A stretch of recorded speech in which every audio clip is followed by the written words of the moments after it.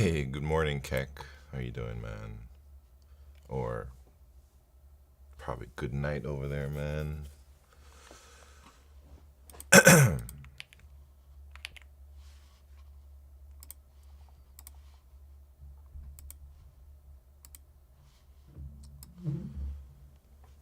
Oh, man. Getting old. Getting tired. Too early. I'm almost ready to begin.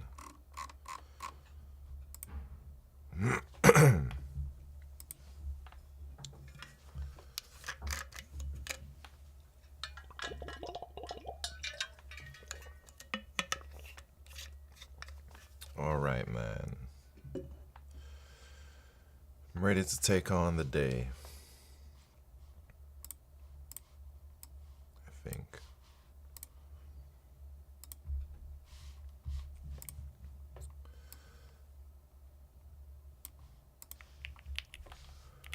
Leet code.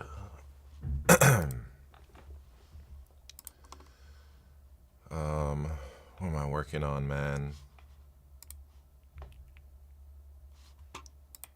Don't really know yet.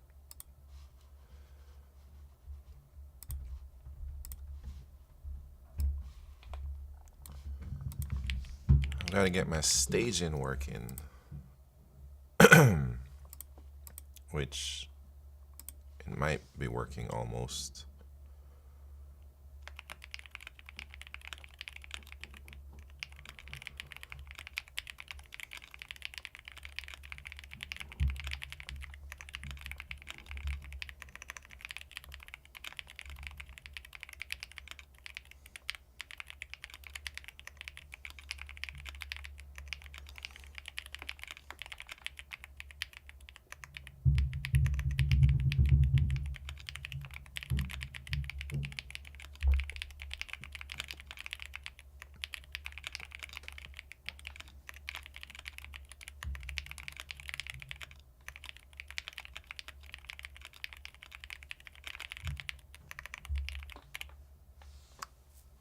Alright, daily challenge working over there.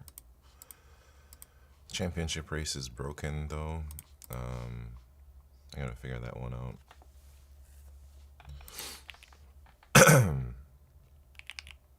I guess I'm not gonna be doing the co-working thing today. I'm gonna see if I can focus for 7 hours and maybe I'll take short breaks on my own.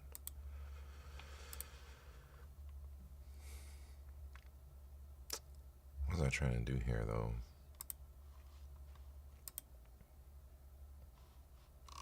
Checking the logs to see what the problem is with this server. I think I just need to restart it maybe. But maybe not.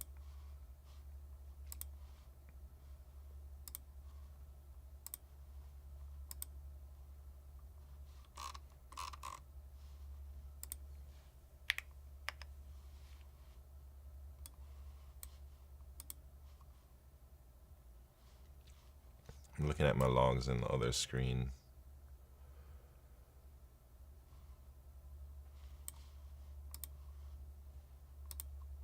But I'm afraid to show because I got all types of sensitive information sometimes that I need to clean up. Hey douche, good morning or good night. Thank you very much for the hydrates. Cheers.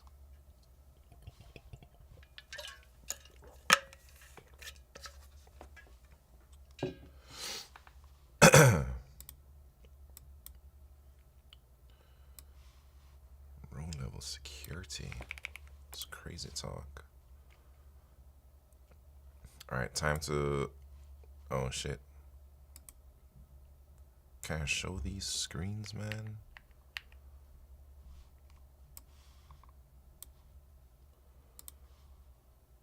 I think I can.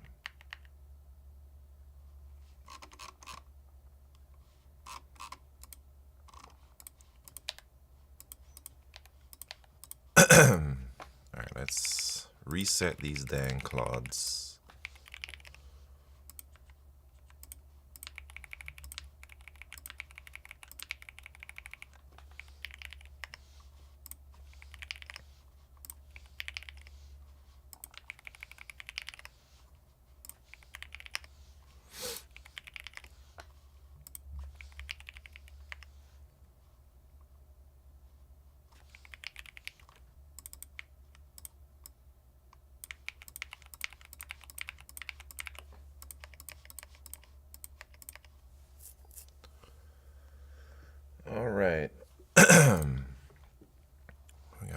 Claude's running. I don't know what those mean, but I see them all the time.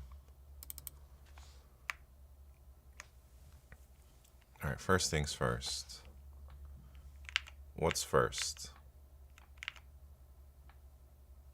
I have to get my staging environment working correctly. And now I'm having an issue with my API not being able to schedule a championship race in staging. I should have just said that to the dang thing. I'm having an issue in my staging environment where my API is not able to schedule a championship race. Here are the error messages from the staging logs. That's not the message, man. Where's the message at?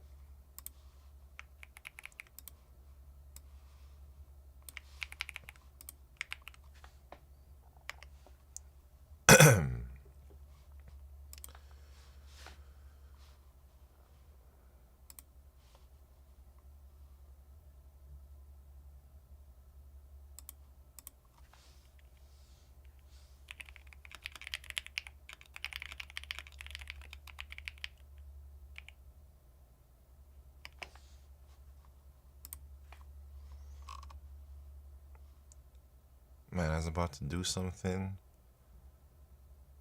I don't remember what.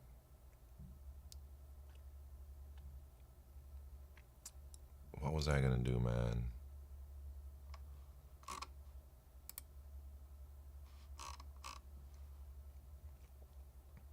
My mind is going, man. I can't remember anything these days. Hey, what was I gonna do? Anyways, maybe it'll come back to me.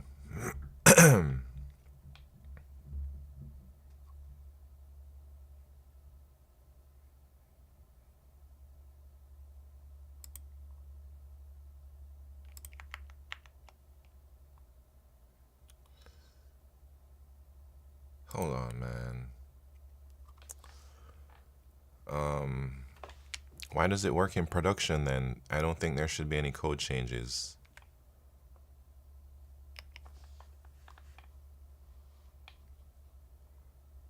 Just won't give brain a break. No, brain needs to be thinking properly. It should be fresh, douche.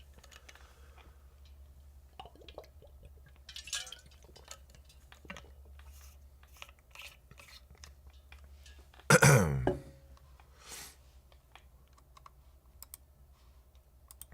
afraid this is gonna show my keys or something, but I guess it's staging, so who cares?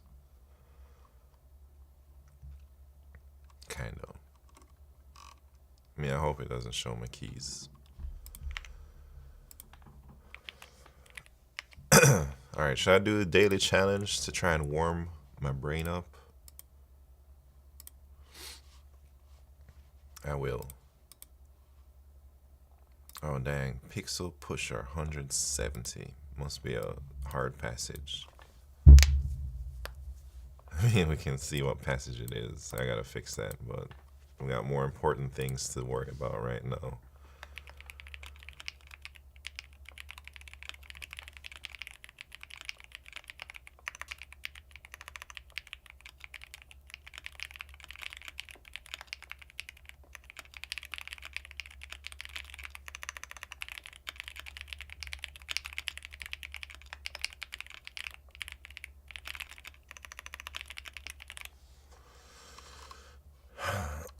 Should I take the 85?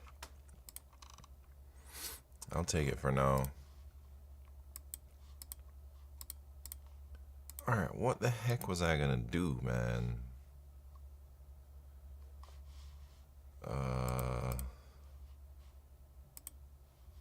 me think. What would I want to do? Fix staging. Championship race needs to be fixed. I don't know. But maybe I should... Oh, let me check out my GitHub actions, see if they're all working right. So I finally got things to also deploy to staging correctly. the bills are working. I was having some issues with like GitHub not like using the right environment variables, because some of these things are like environment variables get set at build time, not at runtime.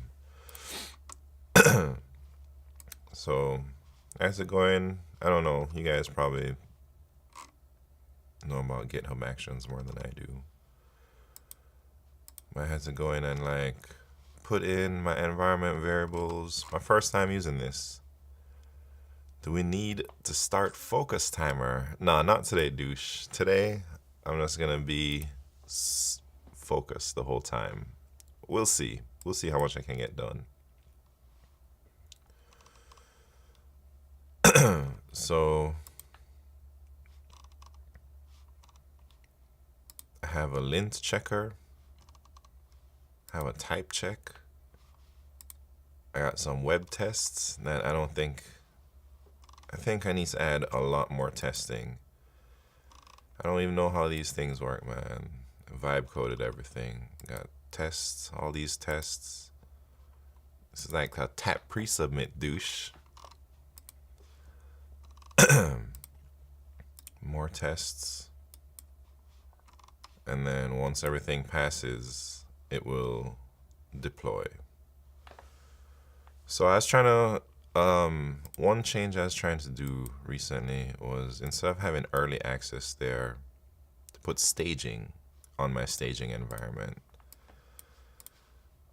But some environment variable didn't get set somewhere in my staging scripts, and I need to figure out like how to do it. I guess I don't need to do it myself, man, but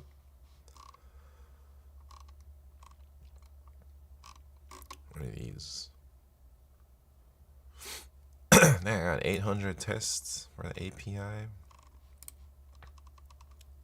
Did you use Claude for it? Man, douche. What? What do I not use Claude for, man? I use Claude for everything. If I had to set all this stuff up alone, I think I would be really far behind. Like even Supabase, like Supabase self-hosted stuff. Jesus. If it wasn't for Claude, I think I would have given up by now, man. There's so many little weird gotchas, you know, that I think I would have missed.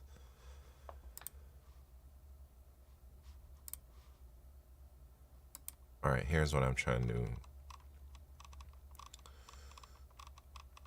I actually tried to modify the script yesterday to add the little badge to change the staging, and I didn't do it right because I'm too dependent on Claude code. I don't even remember what I did.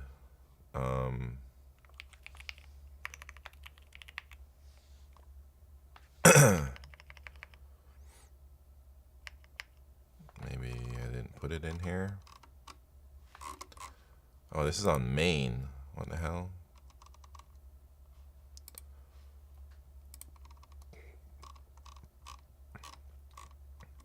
Yeah, I just put that thing right there, and I guess that never worked. There's somewhere else I gotta put it in. I think in my Docker file or something.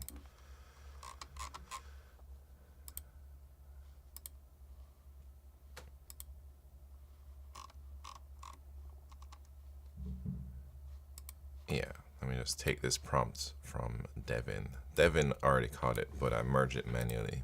All right, here we go. I'm just gonna tell Claude whatever Devin said.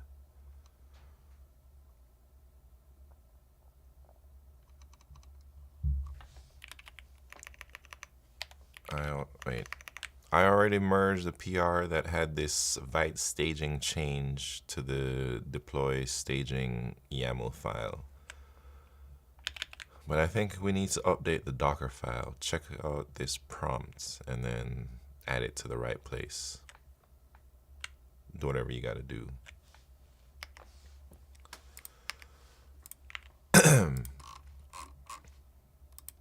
What else else? So championship scheduler broken. Let me just make sure my OAuths are also working. All right, Google OAuth, good. Oh, this is not staging. This is regular, man.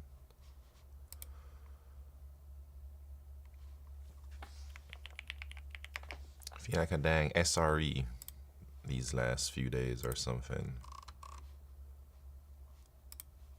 All right.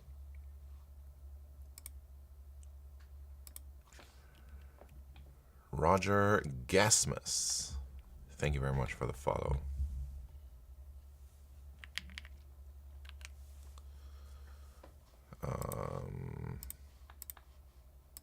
Oh yeah. I need more testing coverage, man. So let's get Claude to check it out. Jexty, thank you very much for the follow.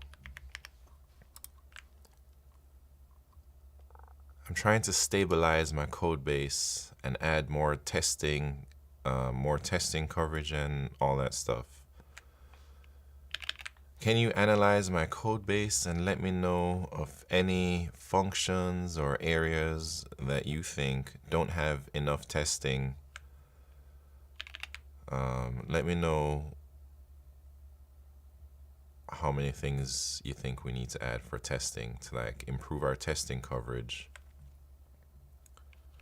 I want to focus on testing weird edge cases, especially with multiplayer races. It seems like it might be hard to test those things, so I think either you need to analyze what testing capabilities we have already. Well, you got to do that, and then you got to tell me like what other testing things you think we should work on. Like how do our integration tests work? Are they, testing all those little edge cases and stuff, or what?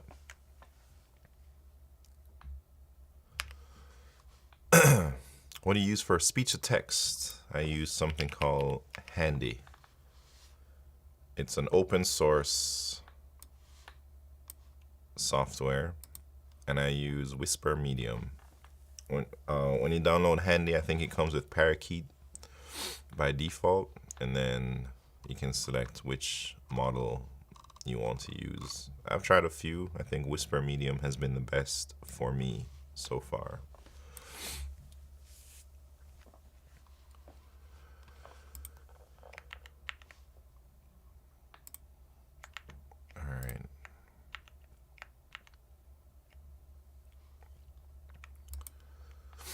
All right, so anytime I create a PR now, it goes into staging instead of main. And then all of my checks run. Lint check, tests, type checks, test. And also Devin does a review. And then I have my review loop here. This is a script, like a review looping script that I wrote that's similar to what Devin does. But my script will wait until, well, it's supposed to wait until all these checks have passed before doing anything.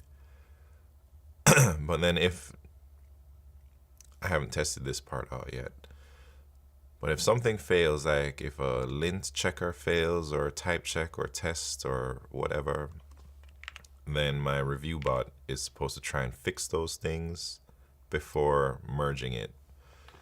I still have yet to test it out ever since I added all these testing things out, like the testing, pre-merge testing things. So I guess we'll see if that works today. What else? Yeah, and then when this dang AI merges this PR into staging, then it should get auto deployed to my staging. So I'm not gonna do anything, but at some point, maybe in like 20-30 minutes, we should see this PR landing staging, and our early access thing is gonna change from early access to staging in the staging environment. but our main one should still say early access. Just a small change, man. I just want to see it work. And in the meantime, while we're waiting on that, I want to look at some other stuff. Man, I've been noticing that I'm having like some rendering issues in my terminal recently, only in Claude Code though. I don't know if you guys also experience similar things. Like, I don't even know what this state says. I gotta copy it, paste it. Prod state, it says. What did I ask this to do, man? Oh, the scheduler. Huh.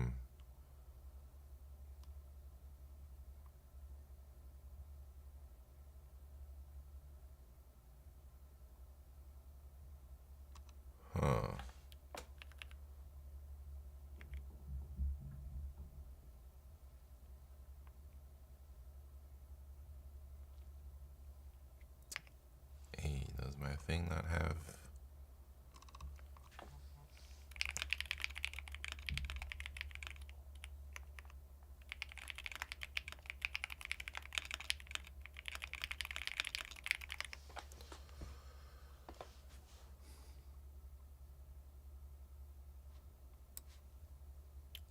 Zellige or Zellige? Never heard of that.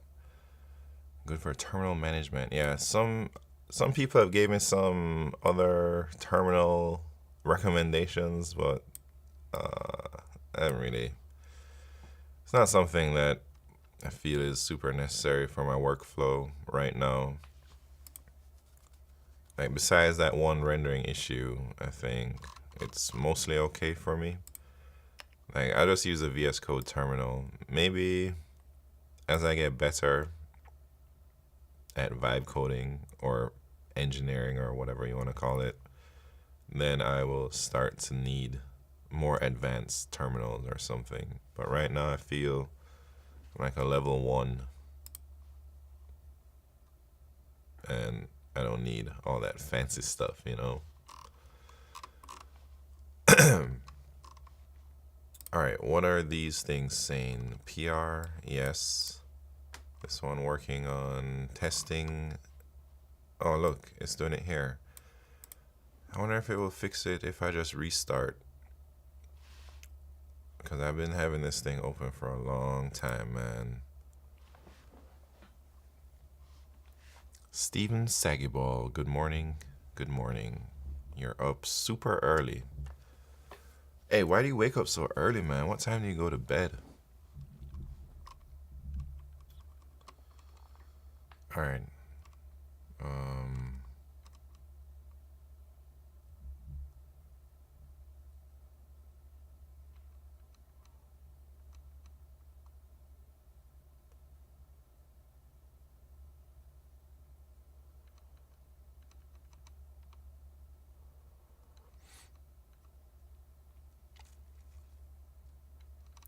right. Should I do this?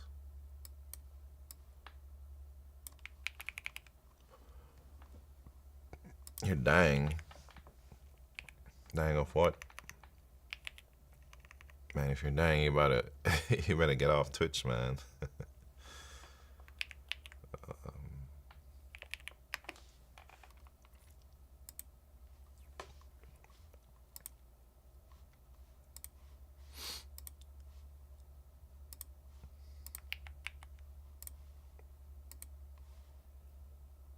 I do that.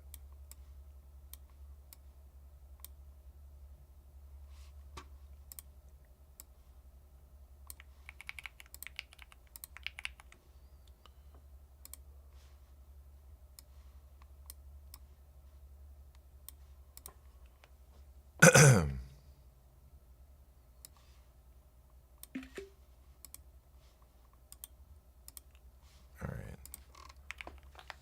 This is from my production. I think I went to sleep at like 8 p.m. Jeez. That's crazy, man. It was on accident. I had a headache. Okay, I guess it's not that crazy. Are you dying from your headache, man?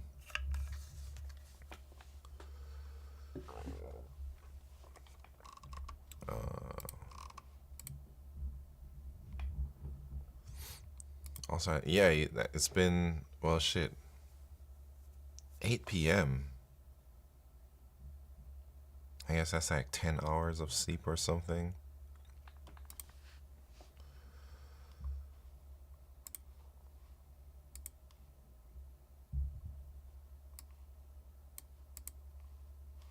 Should I ask Claude? Sometimes you have some rendering issues, for example.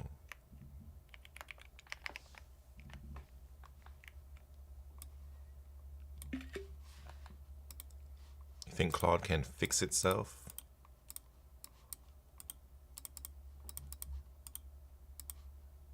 Man, why can't I share this image? I'll take a new one.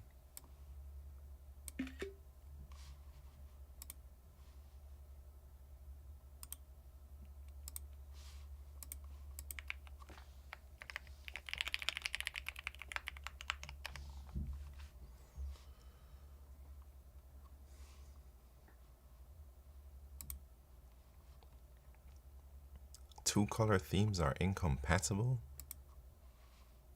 What do you mean? Local and Claude's.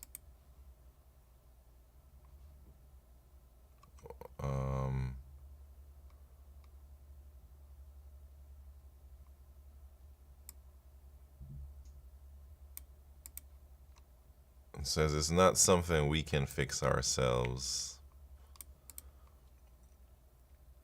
Background and font color are the same?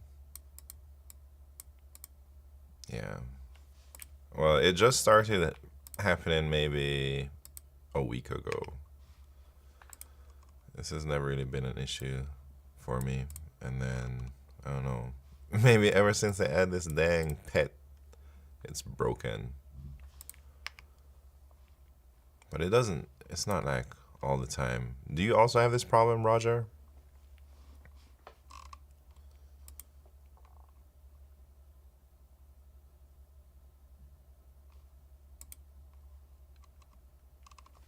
What do you suggest I do?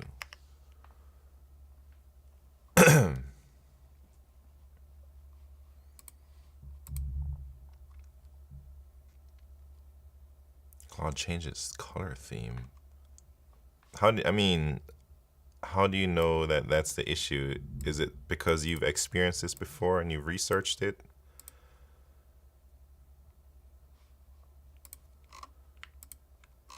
Or you've like maybe seen it with other programs? It's a classic one. Interesting.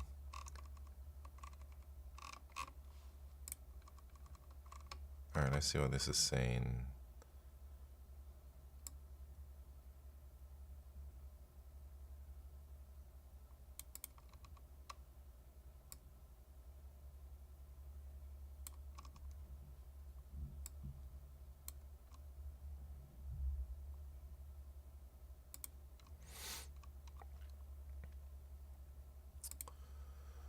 Man, I'm not trying to do all that.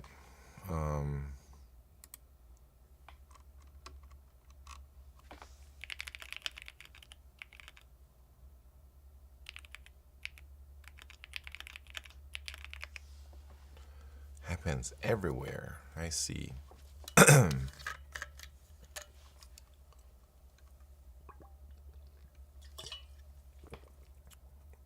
Says resize your terminal. No, that didn't work.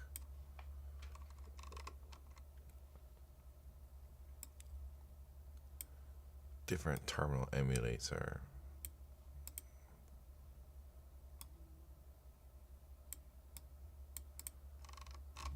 Oh well.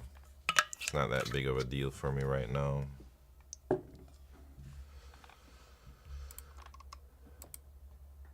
Where's the sequel, man? You didn't give me... Oh, this thing.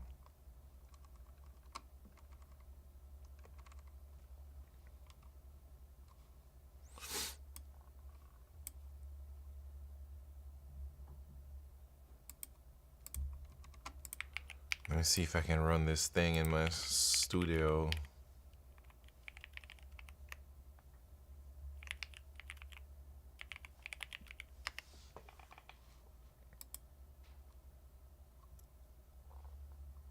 Let me change the color theme of your terminal. Oh man, I don't know how to do that. It's too much work for now. It'll be alright. Alright, let me see if I can run this SQL here. Alright, I ran the SQL, and then I guess I can't really test this unless I oh look, it updated, man. Look at that, staging. I guess it made it into staging. Let's see. Dang, look at that, it failed. So what's it gonna do? I guess this is great to see like how our review bot handles a check failure. Maybe it's still waiting on everything to do. We'll keep an eye on that.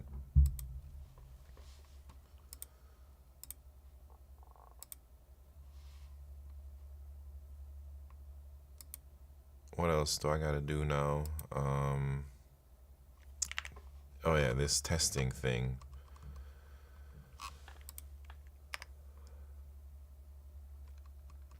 Waiting. Wait, what is it doing, man?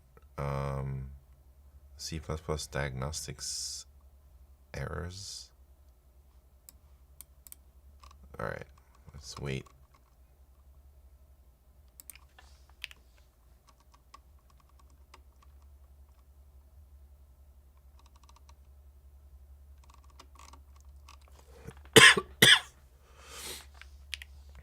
Anyways, what else can we do, man?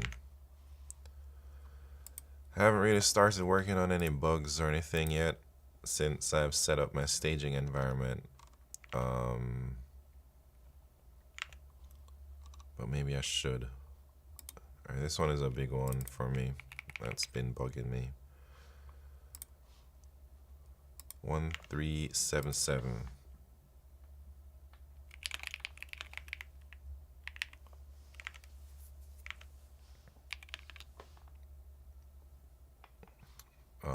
Try to decide to do the issue. Hey, make sure you add some good testing, unit tests, and as well as like end-to-end tests for this thing, man. Make sure that you send an emote on one thing and then it shows up in the other thing, you know, over the WebSockets.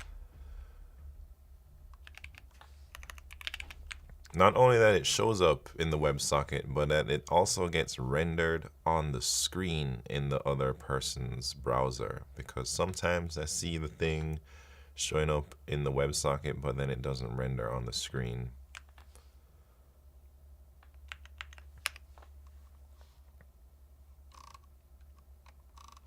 All right, look, this one has a bunch of failed type checks. How do you manage a PR control? What do you mean by that? What is PR control? So I make a PR, or I don't make anything, man. The agents make the PRs. Oh, this thing, this agent loop, it watches my open PRs. Anytime there's an open PR, it waits to see everything passes and then it begins to review. But then if everything finishes but one thing fails, I'm not sure what it does yet. It's supposed to fix it, but I've modified it recently. Like I just added these checks, so I also have to modify my PR review loop. It's supposed to try and go in and fix these errors in that same PR, but I don't know if it's gonna do that, so maybe I need to modify it. Have you written it? Wait, oops, add. Or is it an open source software? It is a script I wrote. It is pretty jank. I didn't write it. It is a script that Claude wrote. It is janky, but I have it on my GitHub. Let me find my GitHub link.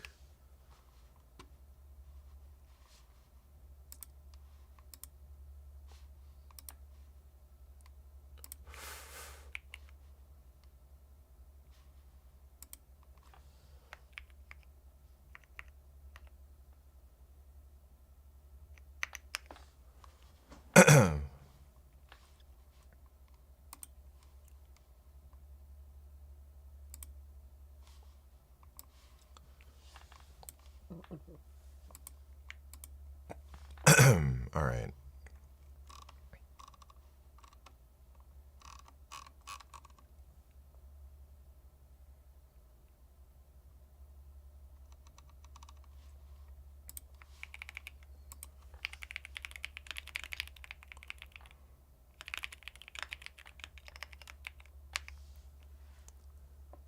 Oh yeah, Roger. So it's a little. Here it is. It's called my Ralph review scripts. I started with a bunch of them, but the one I mainly use now is this thing called Ralph Review Loop. It's on my GitHub. It's like literally the only thing on my GitHub, man. My whack Ralph loop. I use the Ralph loop for my reviews. It's probably buggy right now. I don't even know if everything is up to date. This is just a personal tool, man. But I share it for anyone who wants to maybe take some inspiration from it. It's basically like just watching my repos and reviewing everything that comes through.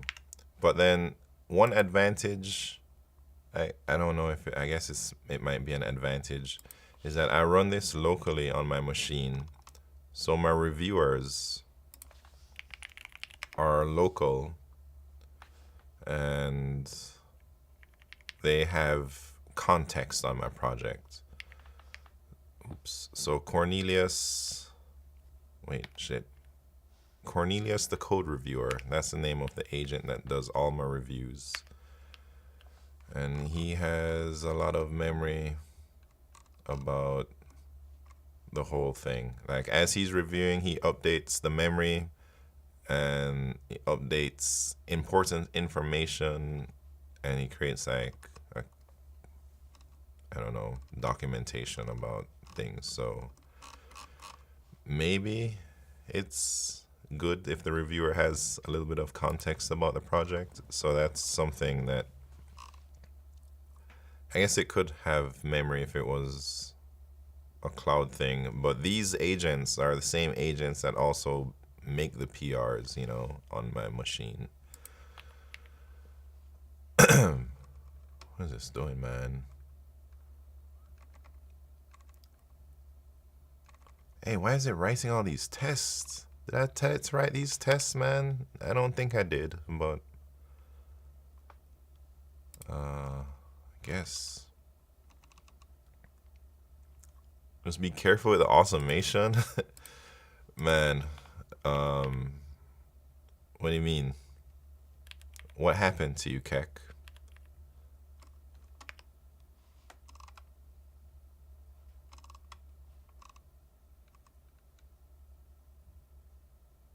Oh, that type of automation, right? I don't know. I think they got way bigger fish to fry. If I start hearing about lots of people being banned for simple, silly things, maybe I'll start to worry. I'd hope that they'd give me like a little warning since I'm not like a crazy offender or anything. Perito 95 RSNG. What's poppin'? Welcome. 15 stream streak. Thank you very much.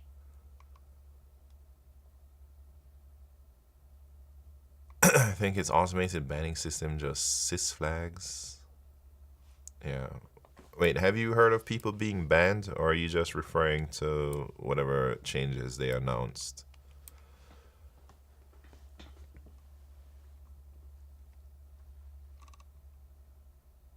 A lot being banned? Dang.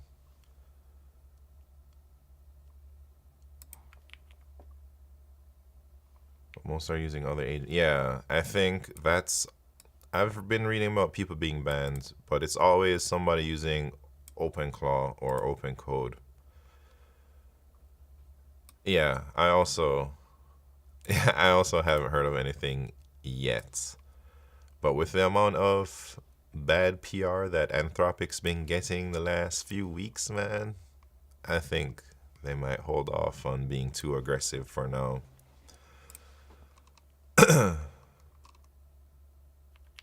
But we'll see.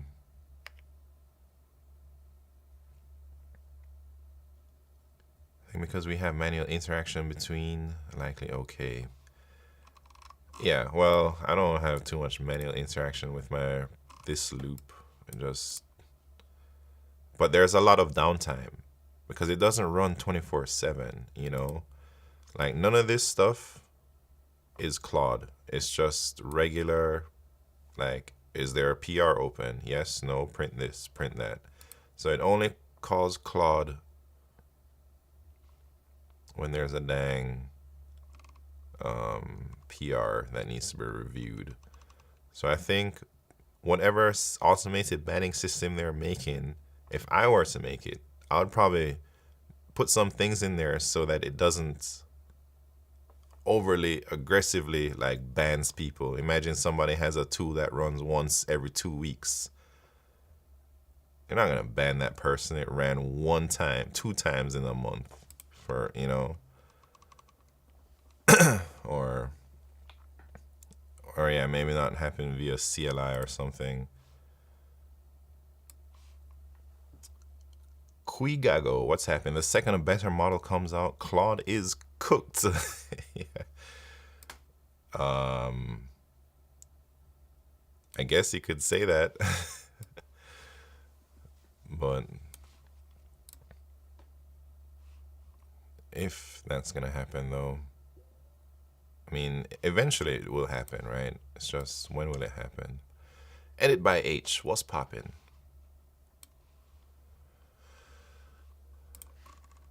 Man, I did not really want this thing to write the tests yet, man. I wanted it to just give me a report, but I must have forgot to turn on planning mode or something. So I'll just let it do the tests. Clear that one out. Wait. If anyone had something even partially cooked right now, they would be shipping to try to execute Claude. But nobody's got it. Everyone talks about better, but Claude's tooling call is so good. Although in the leaked Claude code, that bash script was in there for the tool calling, so maybe not. It's easier. Wait, what? Yeah, Claude is okay. I don't know. I feel like I don't really know how good Claude is since I have not given any other LLM the same time as I've given Claude. Like, I've gotten deep into my Claude setup and everything, but I have not done the same for GPT or for Gemini, so I haven't compared it side by side myself. I'm basically just parroting whatever the internet tells me, man. I feel like I've been programmed to believe Claude is the best from my research, but I don't know. I feel everything is so fake out there these days, man. I don't trust anything I read, except that Claude is the best, I guess. But all those dang subreddits and wherever people talk about AI, I feel everything is suspicious, man. Every single post, I feel like, is it guerrilla marketing? Is it like guerrilla anti-marketing? Is it just, you know, what is true? What is not true? Who knows? I gave Codex the same level of effort you have with Claude, and it falls short on tool calling. Interesting. Yeah, I don't know anything about that. I mean, maybe it's easier to recreate the tool calling. I see, because it got leaked. Yes.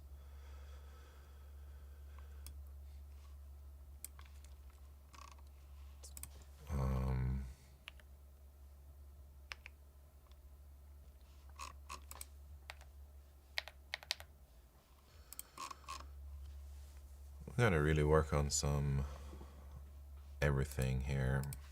There's a few bugs. Ricky Wong has been testing everything for me, man. Jesus, did we miss championship race? No, we didn't.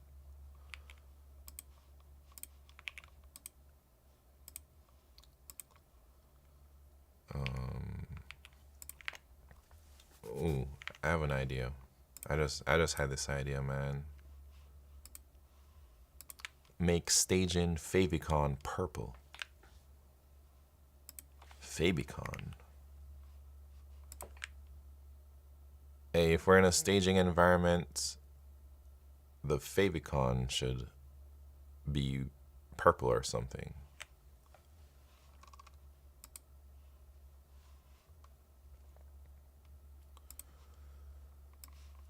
Edit by H says, I think instead of changing model day by day, we have to like deep dive in the ecosystem of those models like Claude Code, Claude Co-working, and more, because I think in the future, people who build the whole thing in the ecosystem going to sustain. What do you think?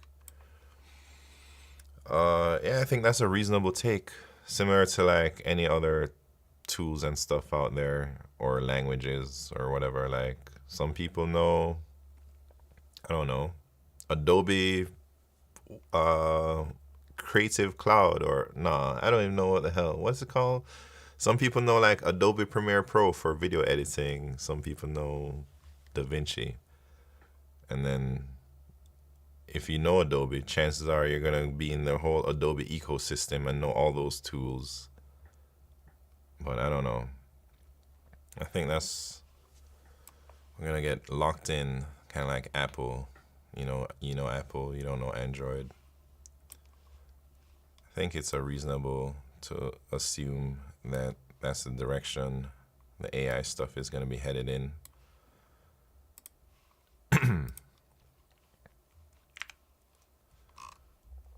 All right, so this thing, let's give this thing some feedback. Hopefully it goes local, but I doubt it. Yeah, local would be sick. I think it will go local at some point, and then it's gonna not go local again. It might ebb and flow in between. Well, who knows? It's just all speculation, man. I don't really have any concrete reasoning besides just feel it. It should go local at some point. Like, it feels like there's a push right now to try it out, but I don't think it's very accessible since you need so much money to buy the hardware.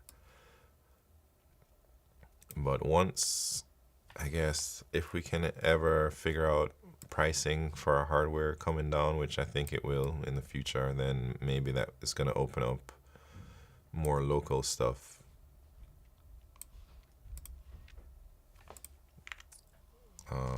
All right, so I need to talk to this thing.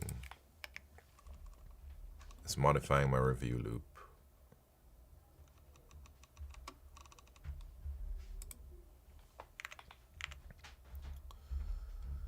Apparently Mac Mini and Gemma.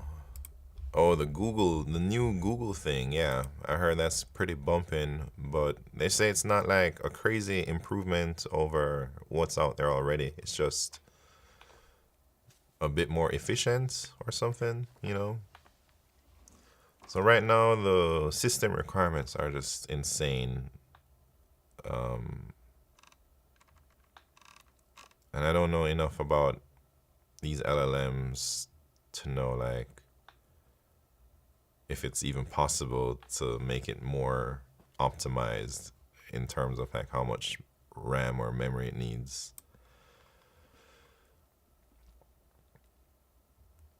Tech Twitter. Yeah, I'm not on Tech Twitter, man.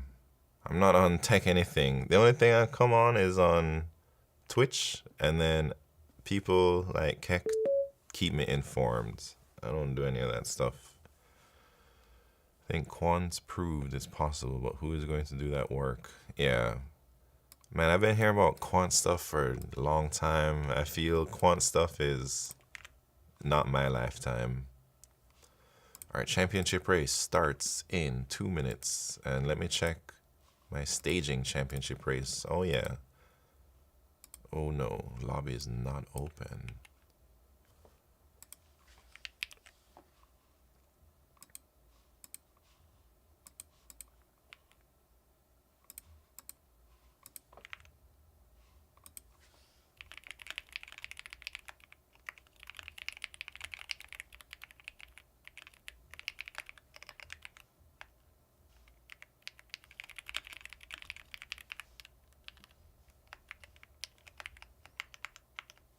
All right. Are you a programmer or am I doing it casually? I used to be a programmer. Now I'm just a vibe coder. I don't mean quantum computing, I mean the compression. I see. Interesting.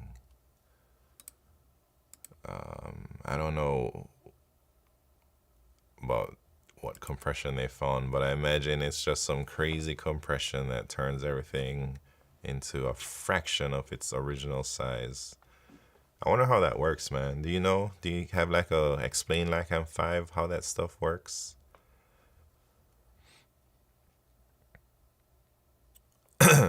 What's the one thing you're doing wrong?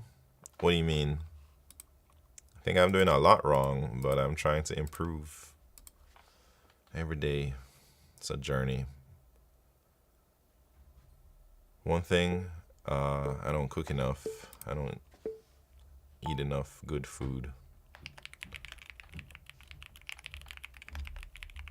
I eat too much McDonald's, man. I don't exercise enough. I eat too many chips.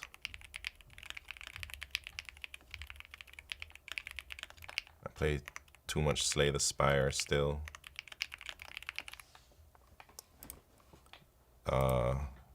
You need more things?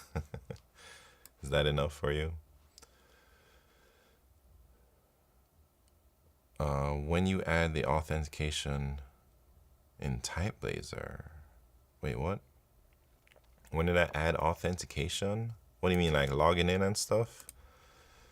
Man, I added that since day 1 almost.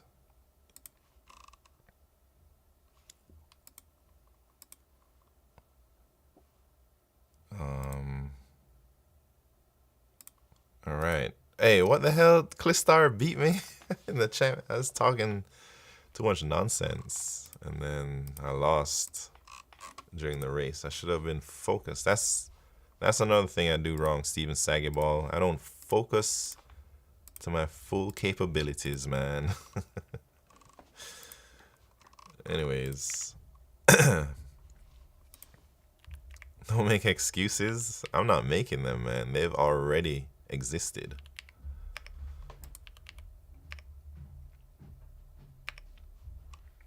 Wait, what? I got too many things going on. Can you check staging APIs? Man, I can check that.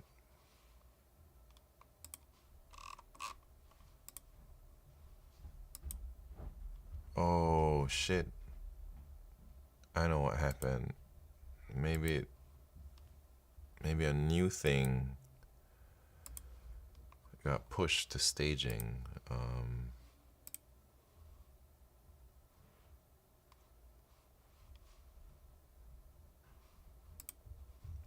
I'm looking at the logs. I don't want to show you guys.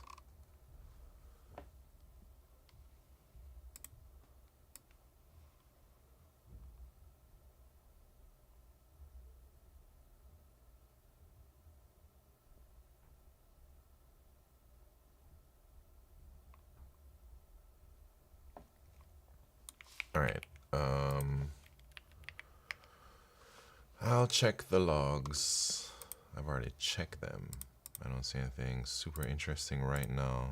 But let me check this one. Oh shit.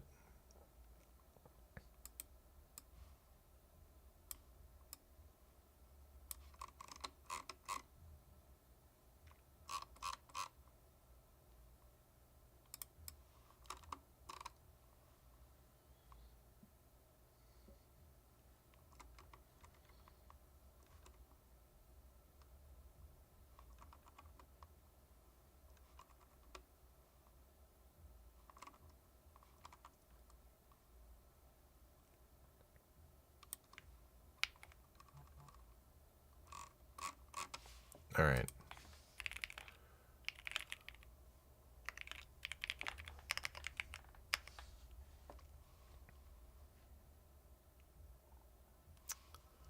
Wait, why is it going to the wrong port, man?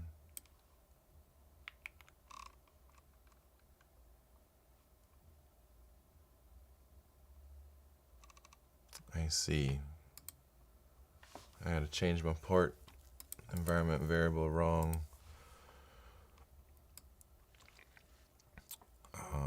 I was making a multi-agent layer for Claude, but they kind of shot me in the face with the changes. Worked on it over the weekend and Easter, and then they hit me with no more third party.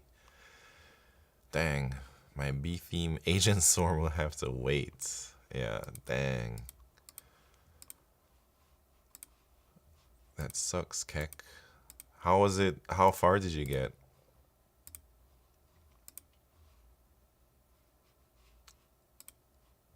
Oh yeah, I see the problem.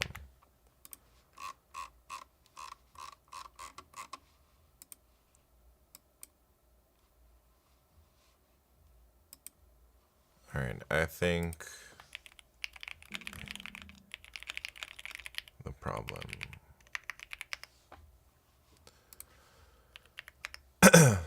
All right, so this thing says it got some tests for me. I didn't want it to write tests. Can you give me a summary of all the things you did? Not a summary.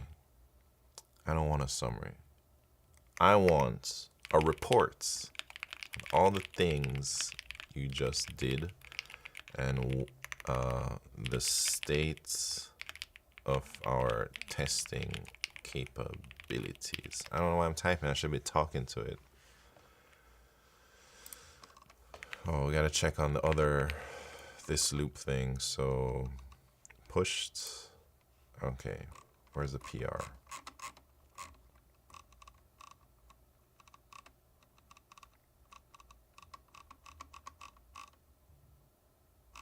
I don't know where it's at, man.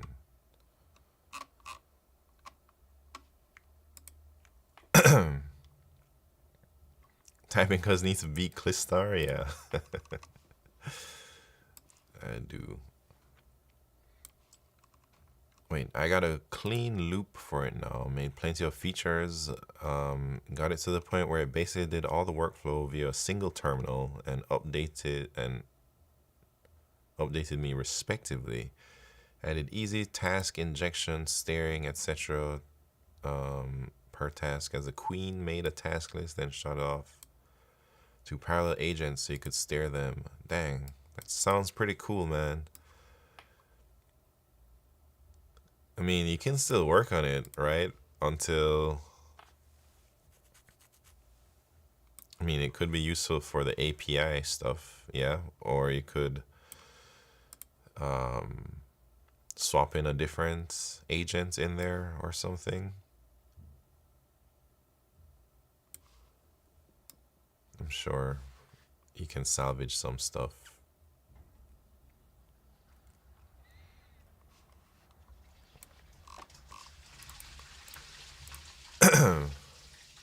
Want to see my new and most expensive Pokemon card? Man, I don't know if I really want to, man, but I'll allow you to show us all.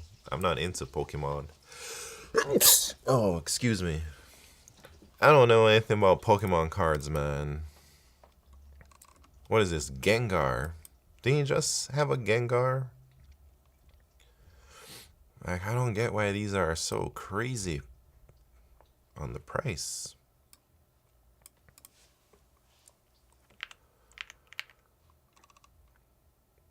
You have to see the expensive ones. Yeah, I did. I do remember. So, yeah, don't show me the cheap ones, man. I want to see the most baller ones you got. I don't know if I would pay $2,000 for this, but I'm not a Pokemon card collector.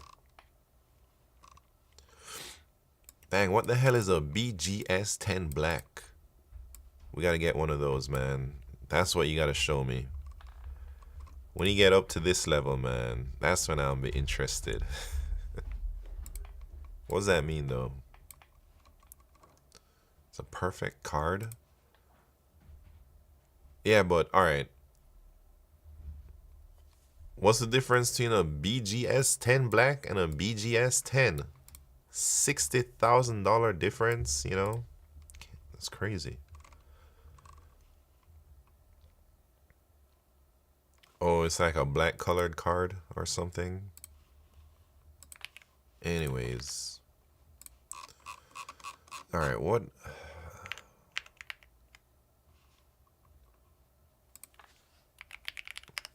am I? Alright, we gotta read this report.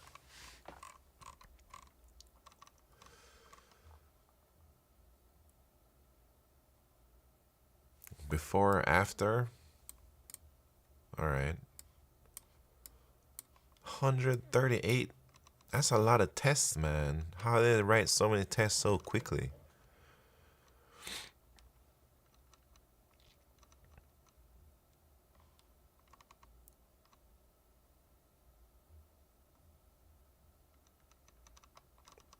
Blah, blah, blah.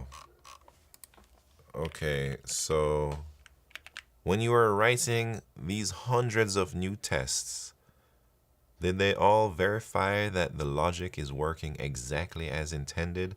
Or did you uncover any bugs from writing these tests?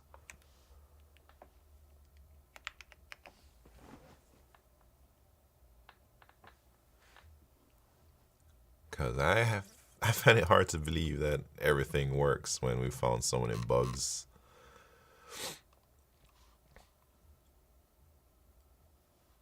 Tests are great, just be careful it's not lying and faking the test answers.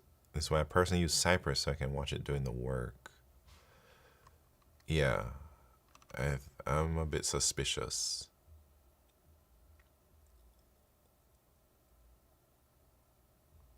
Yes, it doesn't mean the current behavior is correct. So they just wrote tests to prove like what the code does. But it didn't look at what the code was intended to do.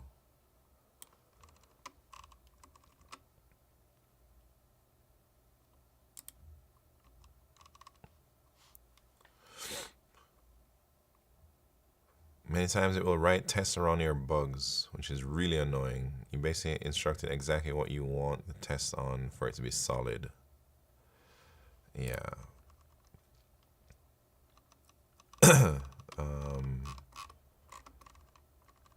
What is it updating?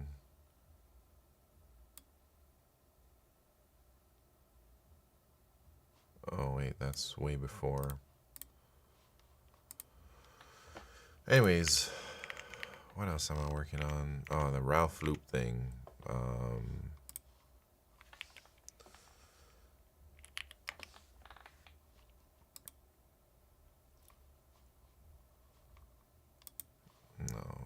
Where the heck is my Ralph loop, man?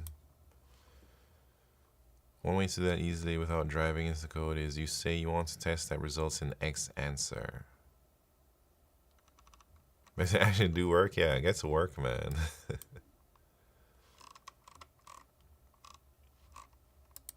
Anyways, Keck, I'll be here for a while, so I'll see you in a bit.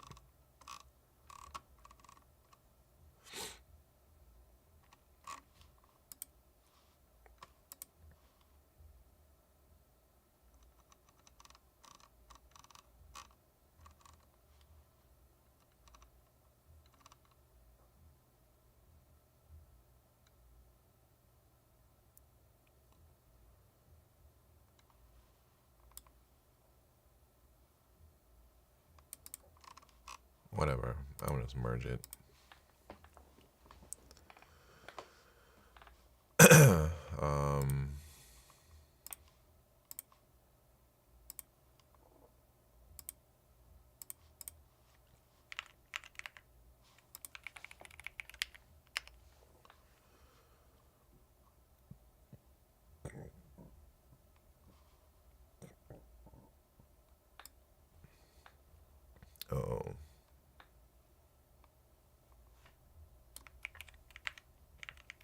Just broke it. I just merged your PR and now I get this error.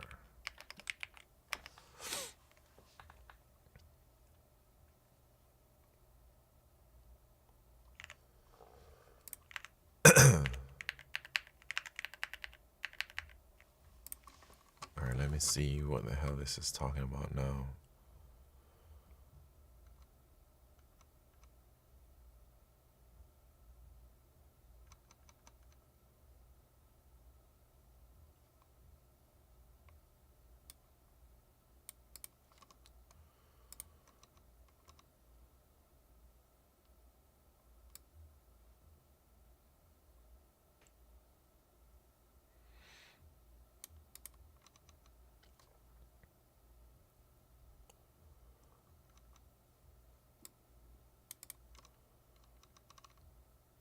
Whatever. I'm gonna just let it do its thing. I think these are like real bugs that we've seen.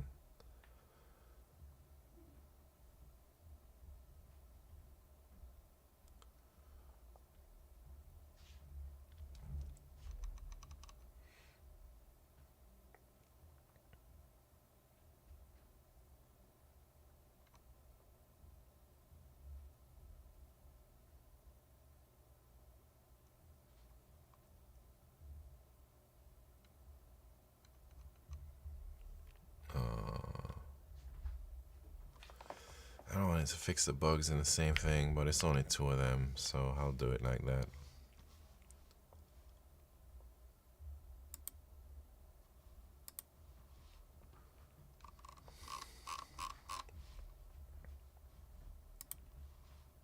Alright, what, I gotta find something else to do now, so, oh, that's the wrong thing.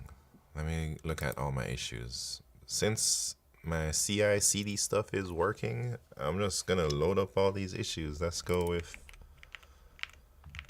wait, I need the agents to modify their memory. I need to make some adjustments to your workflow. So that means you need to update your Claude MD and your memory files. Every time we work on a new feature or we work on some fix for some bug, I want you to do the following with regards to testing. If it is a new feature, I'd like you to make sure you write the tests for the new feature and then build the feature and see if those tests pass. Test-driven development, man, look it up. I don't really know much about it. B Holmes Dev, thank you very much for the raid. How you doing? What's poppin'? How you guys? What you guys doing over there, man? Vibe coding, lead coding, some type of coding.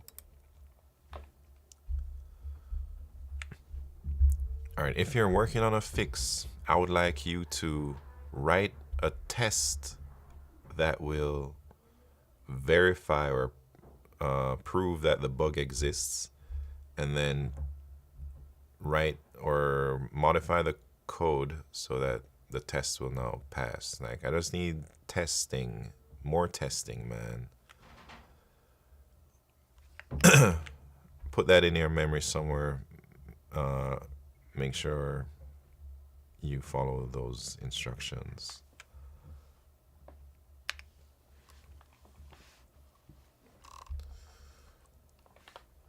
B Holmes Dev. Should I go check you out, man?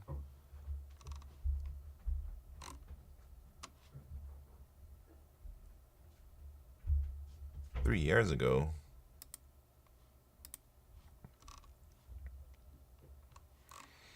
Well,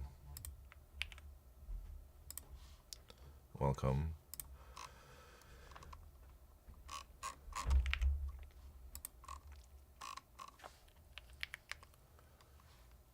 All right.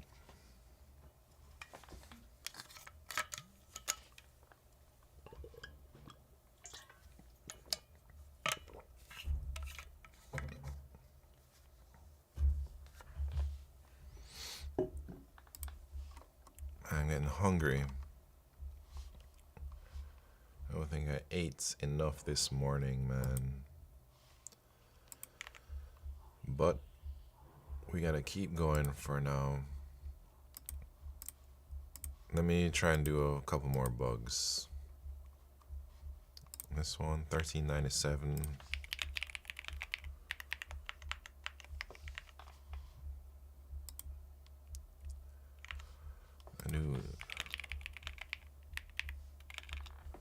You gotta make sure the notification is visible in every possible race. Single player races, multiplayer races, dictionary mode, hardcore mode, championship races, league races, all of that.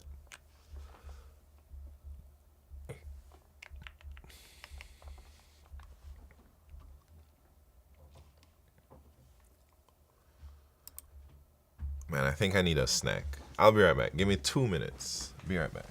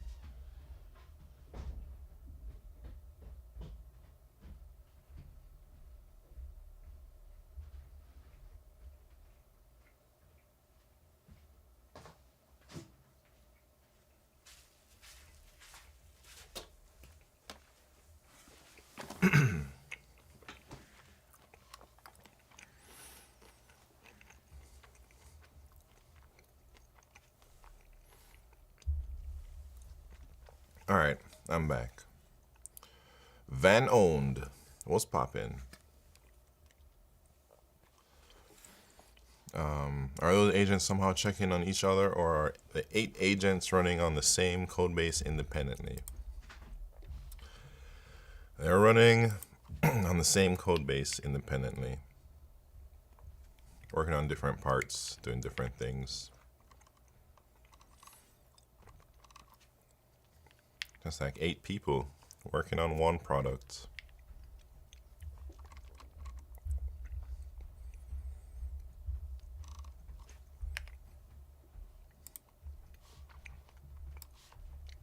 We could hear the water running. Yeah. Yeah, you guys will be able to hear that.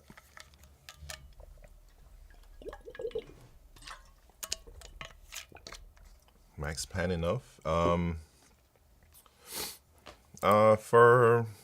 Yeah. Maybe recently I've been like approaching my session limits more often. Like this week I've been light on the vibe coding. I've been doing other things. But in heavy coding weeks, I'm pushing it to the limit. But I feel like I'm doing a lot. I pay $200 for the max plan.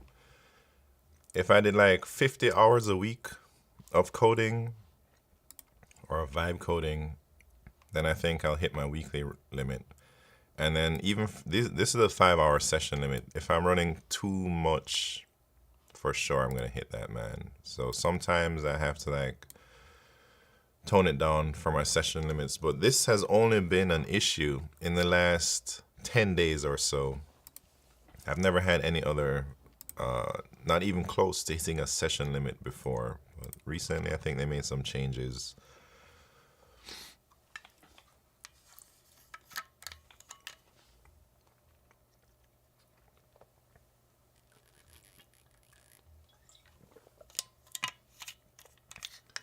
All right, what am I gonna do? Those are new issues that Anthropic did changes in. So Theo on YouTube been heavily ranting. Yeah, everyone's been a little bit pissed. Steven Sagaball, what are you saying, man? All right, so we're working on this thing too.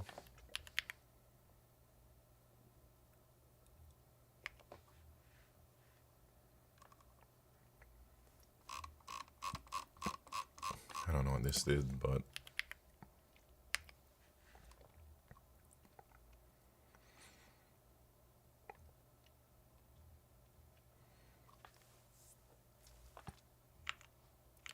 man, I'm so hungry today. All right, let me restart this watcher. What was this working on? Oh, the caps lock thing. This favicon. This is fixed, I think.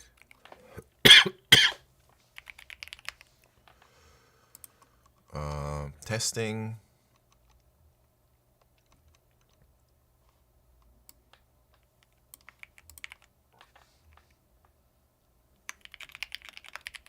Make a PR. This one already merged and working. What's this one doing? Emotes. Oh shit, did it make the PR? It did make a PR.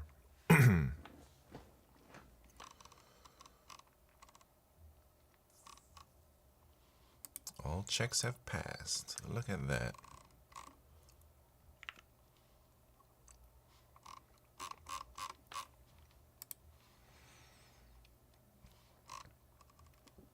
And then, let me see what else we can work on.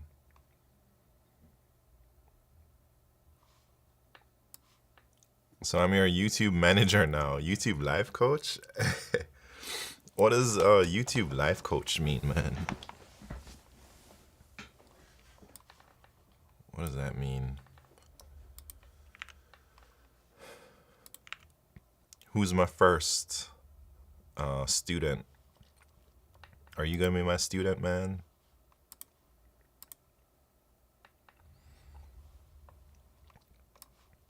What is your current stack when it comes to agentic coding? Just Claude Code or other integrations? I say mostly Claude Code. I do have Codex, but I only use Codex whenever Claude messes up multiple times in a row on an issue I'm trying to implement or fix, then I give Claude a chance. Opus 4.6 is my starting agent. Codex, or not Codex, GPT 5.4 is my second string agent, like my backup agent. So when my starting agent is fumbling the ball and doing all types of nonsense, I'll bench Opus and I'll put ChatGPT in. I also have Devin watching my repository and giving reviews for every PR. So here you can see, like in my checks, we got Devin doing reviews here. This is free apparently. So I just have Devin review everything, and then Claude will address like comments from Devin and stuff. So Devin goes in and analyzes stuff, and sometimes it catches things that I don't even know what it does, man. But sometimes it catches things that Claude doesn't catch. And it's just free and it just works. You just click some buttons and then boom, Devin is watching your PRs or your repository. So that's what I use for my agentic coding. I also have like a little tool. This one here, this is my reviewer. It's taking inspiration from the Ralph loop everyone was talking about a couple months ago. So I mainly use this script, Ralph review loop.sh. So I run this in one of these windows here, and this one, it basically does the same thing that Devin does. So Devin is watching the PR. Wait, let me get some. Devin is watching PRs, and my review thing is also watching PRs. But it will wait until Devin is finished and all these things are finished, and then it will make adjustments. So like right now, this is a good time to test. I've been working on this. Since we have some failed checks, I'm curious how this thing is gonna handle it, because I've been trying to make it address these failed checks and like try to get the test to pass or this thing, you know, but maybe it's too much. So if it passed everything, it would just address the comments from Devin and then merge the PR. So that whole PR review thing is automated. Once my coding agents make a PR like this, like this one, PR created, done. I don't care about this agent anymore. I clear them, I get rid of them. They just take up space. This one created a PR. Don't care about it anymore. Because from there, it gets reviewed, and then I'll have another agent like address the issues if there are any issues to be addressed. That's like my workflow. Prince Sonowane, what's happened? You running 8 or more terminal, and here I am hitting weekly limits within 3 days. Maybe the code base increase. Last update screwed us good, yeah. Wait. Sometimes I hit my limits, man. But Like, I'm not vibe coding 24/7, you know. Should I look up CI/CD for this abstraction? No, I think CI/CD is different than whatever I'm doing here. CI/CD is, well, I don't know what you know. I don't want to like try and explain things to you that you already know what's up. But my CI/CD stuff is just recently I just set up my staging environment for my website. This is where all my PRs go, to staging first. So whenever I have a pull request, it puts it into staging, and then once that's done, this is like continuous integration. It runs the tests automatically, like all these tests, and then once those things are done, it will run my deploy script to deploy it automatically to staging. So I've hooked this up. I don't use any cloud providers or whatever for hosting. I have a dedicated server that I'm running Coolify on. And it just, there's a webhook here that I feed to GitHub, and then it triggers my deployment based on, so I build like these Docker images from here, and then my Coolify will pull those Docker images once the webhook gets triggered from GitHub Actions. So that's, I just set this up recently, so it might be a little bit janky. Dumpy Don, what do you think of rap music? What genre you listen to predominantly? I used to listen to a lot of rap, hip hop when I was younger.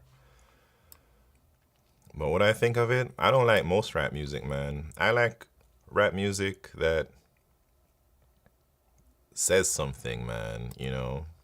I like, you know, like I was a big Nas fan growing up. Eminem, Nas. I started to get more into the underground stuff as I got older. And then now I don't listen to anything.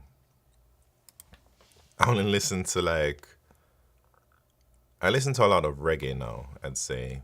Dancehall, conscious reggae, roots reggae, you know, that type of stuff. And I listen to a lot of 90s dance and trance and techno music from the 90s I also like. Maybe some emo music every now and then. Wait, what was this doing, man? I don't remember.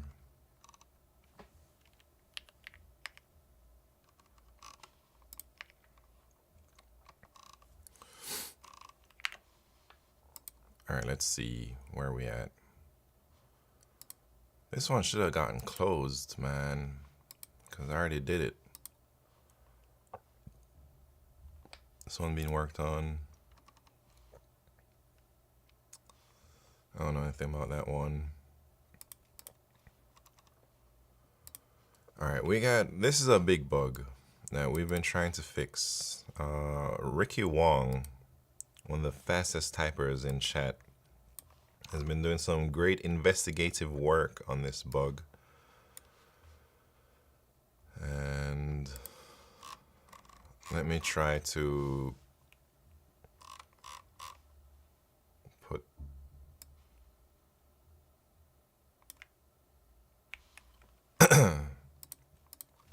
some comments.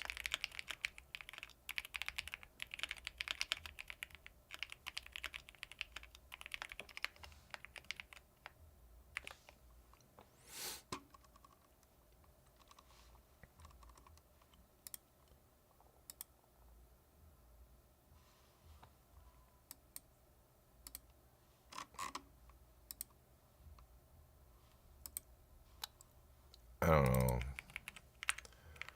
Let me just give the agents and see if they can do anything.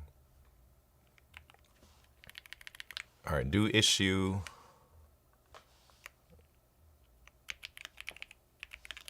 1378.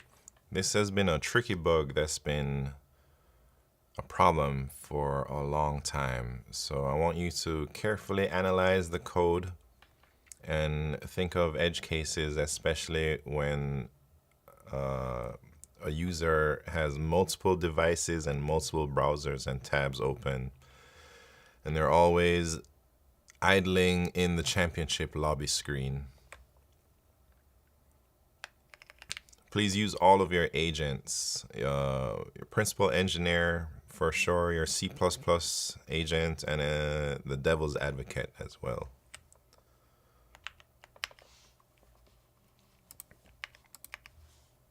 All right, what else can we work on? Emotes. Hey, didn't we have a PR for that?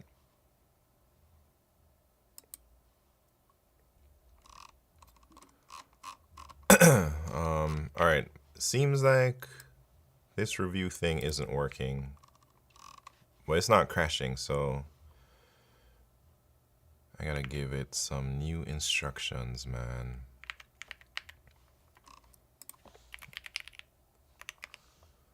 All right, I'm trying out this new review loop, and I think it's not working that great, especially when some of the GitHub continuous integration checks are failing.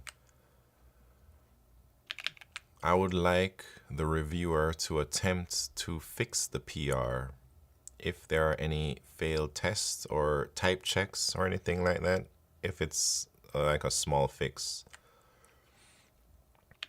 If it's a major fix, like critically major or something, maybe the agent can skip it and then just we'll handle it some other time.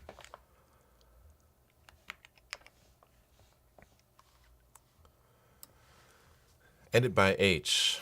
Can you teach us like how to use Claude Code and use it in a budget-friendly way to build platforms, and like who to structure each and every major thing, like how to use the agents at the right time, how much budget I have to reserve for the API costs. Man, I'm not a super expert. I don't have to worry about cost too much because I'm on the max plan. The max plan is a flat rate, so I only pay a certain amount every single month. So that's, I don't really focus too much on budget-friendly stuff because of that. I mean, a little map or maybe create a video on this because it helps most people who are watching all the time. Yes, I know, man. I've been meaning to do something like that, edit by H, but what can I say? I'm just full of excuses, really. But since I have a new YouTube manager now, maybe you'll see some of these videos coming out in the next month or so. We'll see. I'm finding it hard to like manage my time, man, because I have a lot of programming stuff to do, but then like managing the YouTube and Twitch stuff is also time consuming. I think I need to make YouTube videos, but I haven't been putting any time or effort into it, man. But it's an adjustment I need to make, so stay tuned. I'm trying some new things out shortly.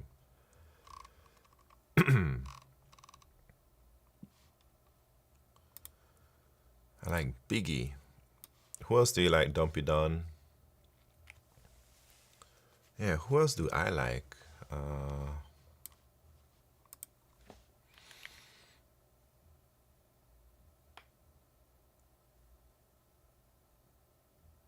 The first CD I ever bought, I think, was Funk Master Flex Volume 4. The first CD I ever bought in my life, man. It was either that or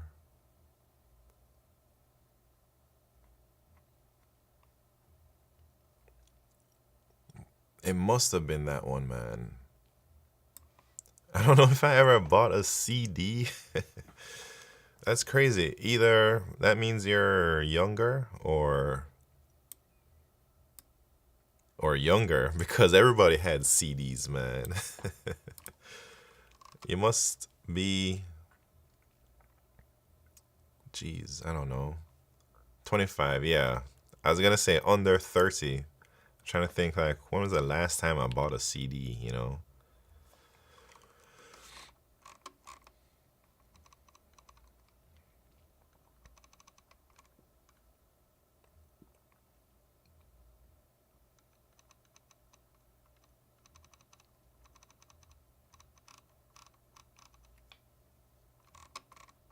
Wait, what is it? What is it doing, man?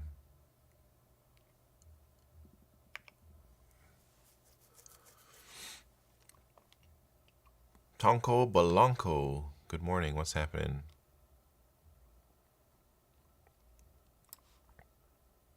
How come we're not in Navy SEAL mode? Hey, this is Navy SEAL mode, man. What you talking about, Keck? This is Navy SEAL mode, except I'm sharing my screen, and I guess I'm interacting a little bit more. But I'm going, no, I was not sharing my screen before for a few reasons. One is it's too much sensitive information with the stuff I was working on last week.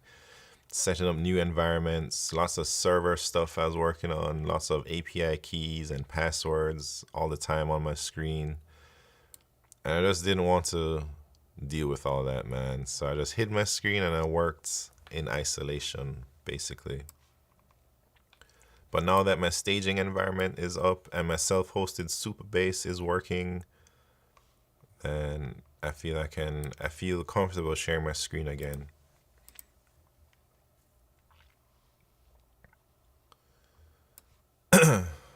How does Pixel Pusher type that fast? Oh wait, just took your third place spot? Man, I'm coming for you, Jacob Codes. Don't you worry.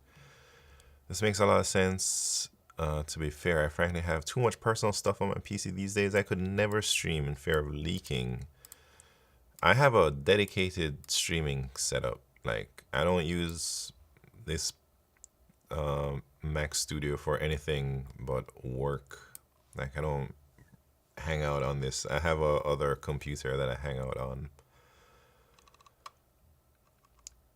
Even my repos, yeah. Yes. Well, my repos aren't too bad. But I know what you're talking about, man. 4 Mac Studios? No, I only got 1 Mac Studio, man. Too many company repos, dang. I got too many junk repos. Anyways, Jacob Codes, I'm coming for you right now. Dang, 126? Forget that, man. I ain't coming for you. Jesus. I can't type that fast, man.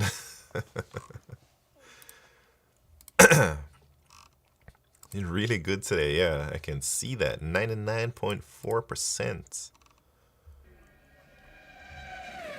Oh, jeez. All right. Oh, I gotta fix my leagues as well. But we'll work on that some other time. 25 dictionary. All right, here we go, man.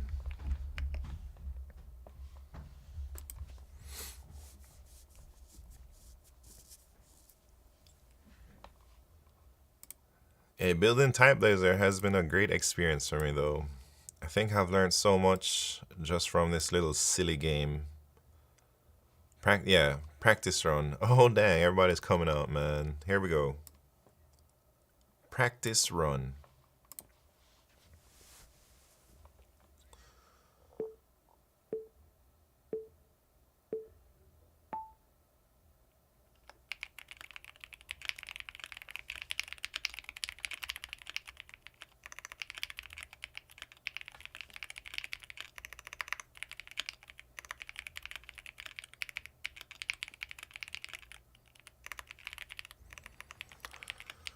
Oh, yeah. Man, did I choose like hard words in here? Lolbow, 100. Dang, 72. 99. Dang, super close right there. Those words are whack. Yeah, there's a bug where I can't select the word source. I'm gonna have to get the agents on that. All right, here we go, man. For real this time.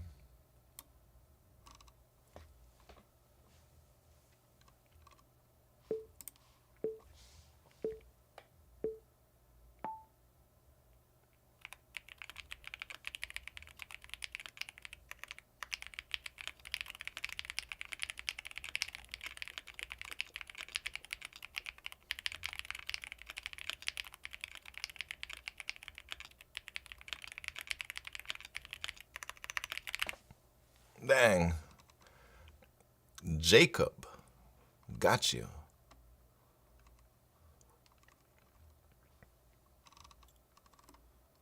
All right, man. Very good. Lolbow 106. This kills me. Can't even on single player 100 WPM. Hey, man. 100 WPM is fast. Don't you worry. Especially on some of these words. All right, that's it for a little TypeBlazer. Sermon, meager, yeah, or whatever words they're talking about. All right, what are these agents doing, man? We got lots of things to work on, but all right, I'm not certain about like these failing things, man.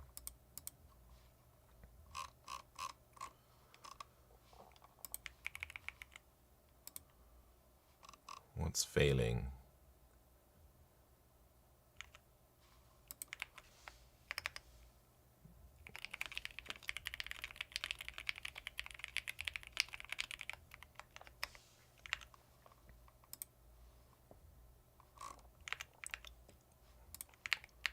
Oh, this thing is supposed to automatically fix it though. Let me update that.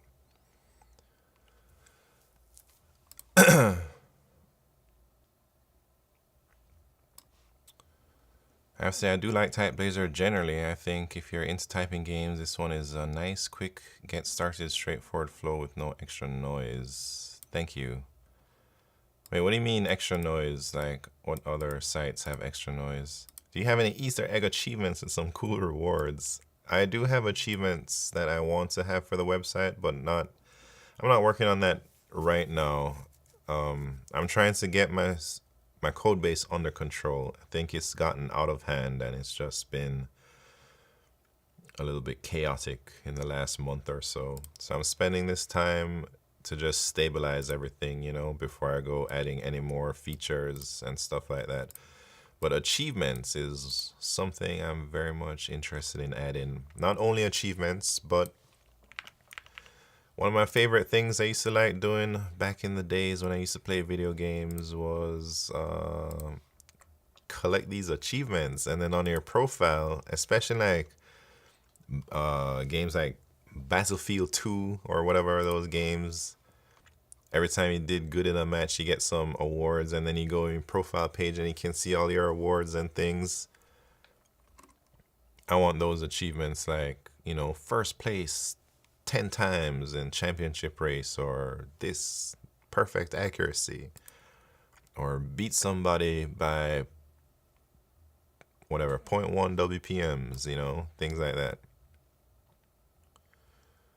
Oh, ads all over the place. Yeah, for TypeRacer. Yes. That's something that turned me off from TypeRacer, is all the ads, man. Can I DM you political thing? Man, you're gonna DM me it anyways. I'm not a very political kind of guy, but DM me. I don't know why you're asking me here if you can DM me when you DM me all the time. Where do you feel things get out of control? Thoughts on the stack? Any regrets? Just learning experiences so far? Just curious. Scared of terrorist attacks. Hold on. I don't talk about politics and stuff much. I think things get out of control because anytime I try and add a new feature, something else breaks. Things got out of control because I didn't have sufficient testing coverage, and I think it was just getting hackier and hackier as the days go on. Please no politics in here. Yeah, I like to keep it politics free.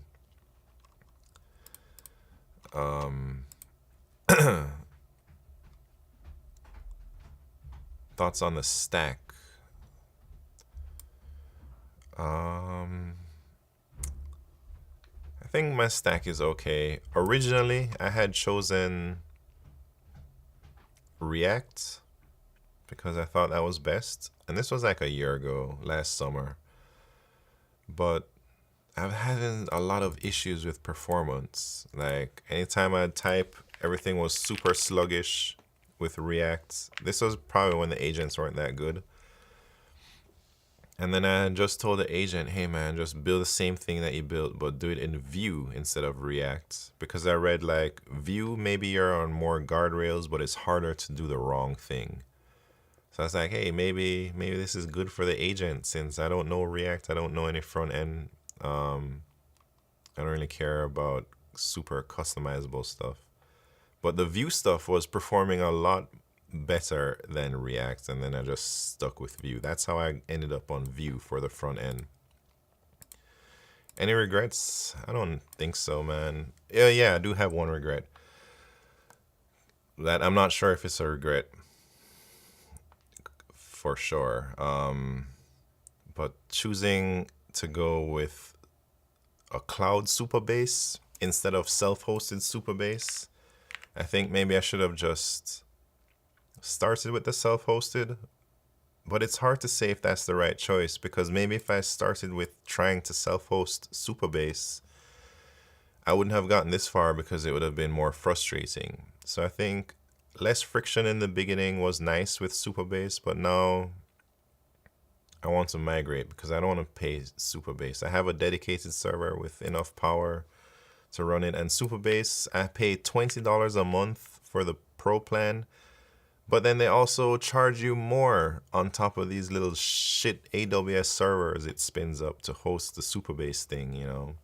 So in total, I'm paying like $50 a month for Supabase. I'm like, what the hell, man? That's whack. So that's something I regret. And now I've just like moved off. Like my staging environment is running fully on my self-hosted Supabase. And I plan to switch over my production environment to my self-hosted Supabase as well very shortly, but I was just experimenting with staging to see if I can get everything working there first. So this staging thing, like getting the environment working and setting up the self-hosting and all that other junk, it's been like a great experience and kind of like a trial run. I'm practicing for production, even though I don't think it's high stakes for TypeBlazer to need to practice.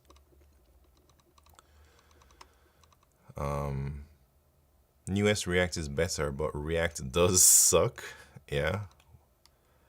Hey, DN Bull, what's poppin'?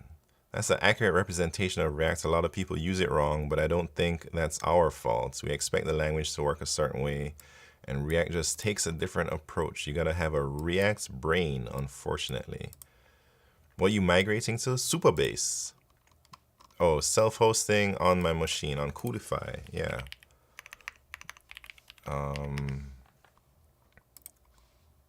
So here's my Supabase, right here, self-hosted. And this is a part of the self-host Supabase stack, man. You need all these dang services just to run Supabase. Oh, championship race about to start. And then I can access my self-host Supabase only. Where is it? So I still have the UI, but I don't think everything works properly.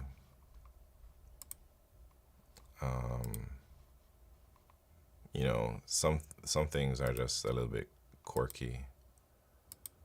Anyways, I don't want to click around, but that's. I host Postgres on Railway. Are you planning to monetize TypeBlazer or is it for fun? Yeah, I do plan to monetize, man, but monetizing TypeBlazer is not my priority for a long time. I don't know how long is, but at least a year or 6 months before you'll see any type of monetization. And then when I do monetize, it's going to be as least intrusive as possible.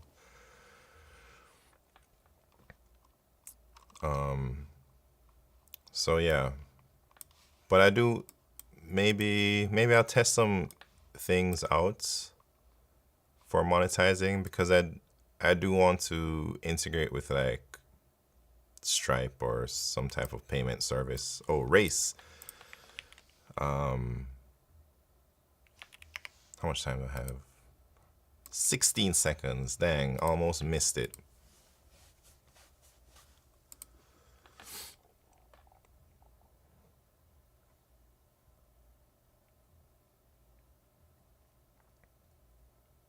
Here we go.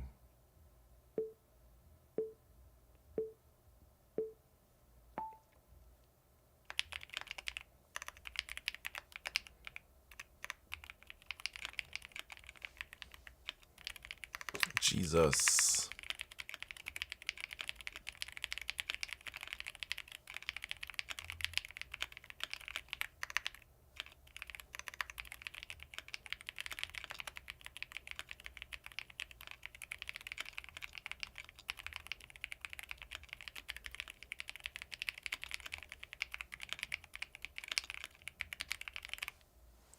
Man, I passed somebody out in the last second. It was DN Bull. Very nice.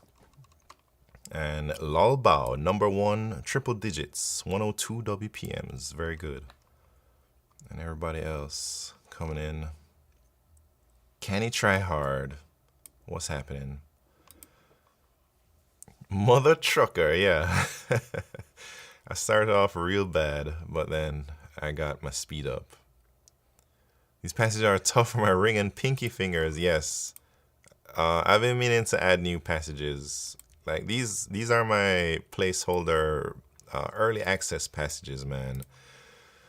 I'm working on like more passages for sure. Wait, I gotta sneeze.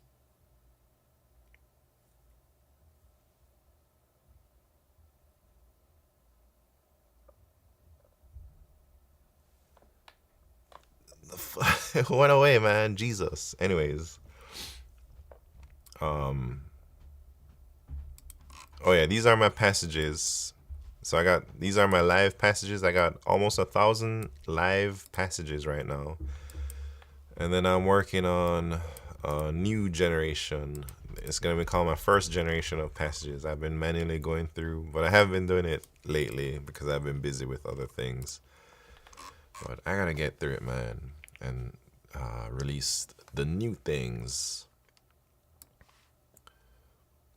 ISO Kosan, what's happened from YouTube? Yeah, Codify is amazing. That's crazy. I'm using Parse Server instead of Supabase. All in terrible, much easier to self-host. I've never heard of Parse Server.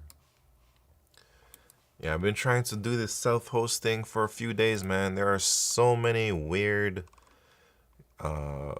things you gotta look out for Supabase. And then something I recently... Oh, who was asking me, man? Jacob, I think you're asking about any regrets. I have another thing that I had to change in my workflow. I've been using Nginx as my web server forever. I think like ever since I started programming and having a dedicated server. Maybe I started with Windows ISS or whatever it's called. Then I went to like Apache, and then I ended up on Nginx, and I've been on Nginx for like 10 years. Or however long, and I've used Nginx for this project too, TypeBlazer, and my other website, Midnight Simon. But I had to migrate away from Nginx, and now I'm on traffic. Traffic is, I don't know what it does different. I don't know how much more performant it is. But one thing that it allows me to do is rolling updates. So previously on Coolify, if I wanted to like update the binaries running in production, I'd have to redeploy. And when I redeploy, it goes down. And then my site is unavailable for however many, like a minute, 2 minutes. I didn't really like that. So Nginx, I think it's really difficult to do that because I use Nginx as a reverse proxy. On my dedicated server, it runs at the root level, and then it takes in incoming requests, and then it just proxies them to the correct listener or whatever on the server. So I'm not opening up all the things to the public. I'm mainly opening up just my port 80 and port 443, and then it just reverse proxies to whichever ports internally. But the problem is, in Nginx, if one of these services restarts, that port address, I guess it's not a physical port. It's like, I don't know how it knows where to turn it to. It doesn't work with rolling updates for some reason because I don't know. But with traffic, it can point to the old service while it starts up the new service. And then once the new service is up, it will switch from directing it to the old one to the new one and then kill the old one. Or something like that. I don't know anything about this stuff though. If you want a cheap alternative to Datadog, check out Grafana Cloud. Wait, what do you say that stuff does again? Datadog. I also got my Sentry things working recently. But anyways, I gotta figure out what the hell is going on with everything.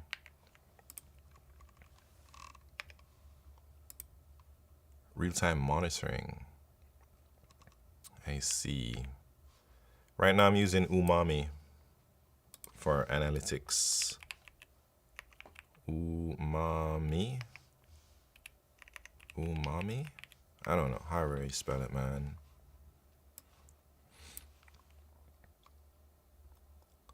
I use Umami via Coolify. Oh yeah? Dang, so what, you're self-hosting Umami? Umami IS, yeah. I'm not self-hosting. But maybe I should. Maybe I should, man. But I'm not paying for it either, so it's all good right now. Yeah, it's open. You guys want to see? Coolify is just a one-click button.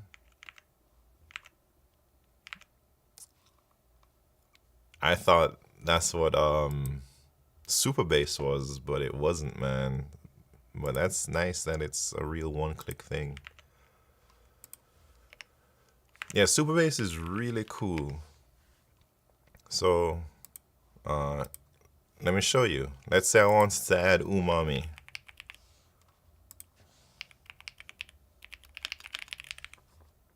I make a new project. DM Bull, you're gonna have to tell me if I'm doing it right, but this is what I do.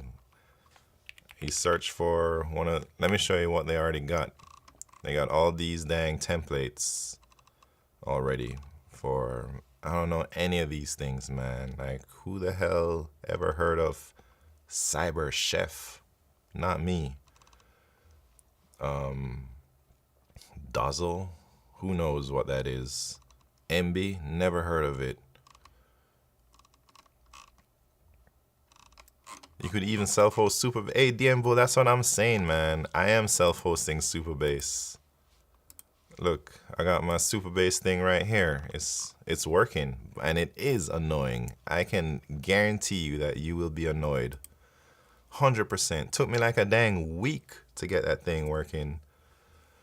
I wonder if you smash a hammer at how hard wait, edit how hard recreating Supabase would be with the power of AI. I don't know what Supabase does, man. I guess it's just like a UI over a Postgres that handles authentication, maybe sometimes. I don't know what else it does differently. It's just a wrapper, yeah. Anyways, let's see. Umami. Click it. Dang, it's only 2 things. And then you deploy it, and then that's it. It's a very popular wrapper, yeah. I don't know if I'm going to try and deploy it right now, but I'm just trying to show what it's like with Coolify. And then Coolify, you can have other servers too, you know, like in your whole fleets. I can add other servers that are running Coolify, and then I can link them up all together and then have them do stuff that I don't even know what they do, but I just know that you can do that. I like the wrapper joke because technically almost every dev tool is a wrapper. On here doing an ad run for Coolify. Yeah, I like it a lot, man. Ask Coolify for a sponsor. Will they sponsor? Isn't it just like an open source thing? They even have money, you know what I'm saying? Oh, there is pricing. What the hell? What? What's okay? Well, I'm self-hosting mine. Open source. Yeah, I've been a big fan of Coolify because, oh, wait. Oh, edit by H. My bad. I didn't see your question. How long did it take to grow long hair? I've been growing my hair since October 2013. So 13 years. And in those 13 years, I got one trim, about 1 inch, 2018. And then one trim, about 1 inch in 2022. And I think I'm due for another one this year, 1 inch. All right. Anyways, we gotta focus on some things now. So let me see. What's your donor goal for a full shaved head? I don't know. I'd probably do it for like at least no less than $1 million, man. Cash in a briefcase. That's what I'd do it for. I don't want to pay any taxes on that money. $1 million cash in my hand, and I'll shave my head myself. And then I don't know if I'd grow it back. I'd probably grow it back. It's gonna take a long time though. All right. Let me try and get some more things going on here. Oh, right. We're trying to work on this Claude thing. So I just updated my reviewer so that it will address failures like this. I'll see if it actually addresses them. All right, let's see what it's saying. Oh, it broke.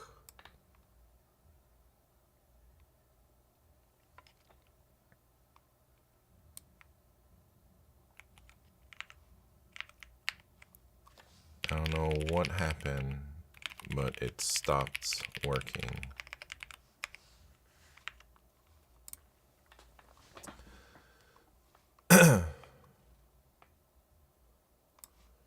Is your workflow tools reviewer project specific, or are you updating your repo for Ralph Loop with them? It's not project specific. I have the repo with my scripts, and then I just run the scripts in the repo, like I hit them, you know, with this. So I'm running the script from the folder that the repo for the reviewer is in. Updating your Ralph loop repo when you update your reviewer. Yes. So when I'm updating, like this window here is for my loop, my projects with the loops, and I have one agent updating that separate from my project, the other project. And then I'm calling that tool from my project folder, so it analyzes the project a little bit. Not really. I don't even know, man. I'm not trying to pretend like I know what the hell it does.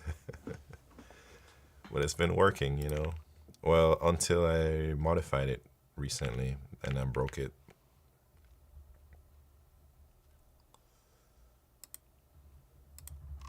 Did you do it? Did you fix it, man?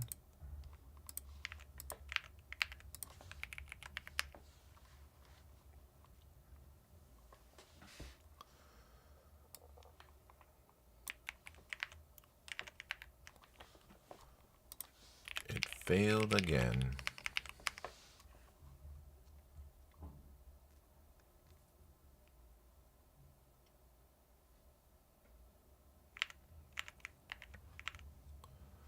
All right, 10 a.m. only. We gotta make it till 1 p.m. Dang.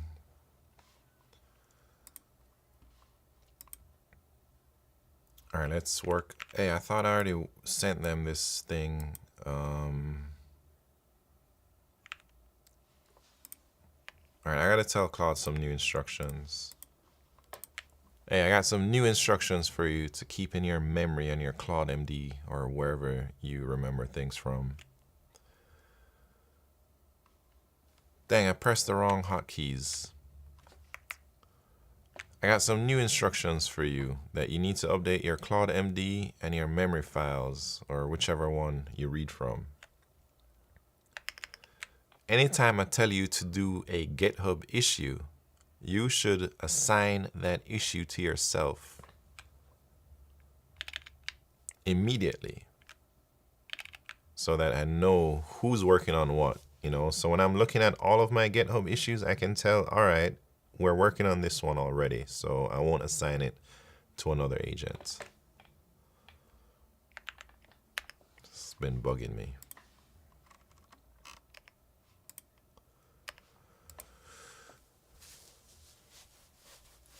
All right, what was this doing? Notification. PR.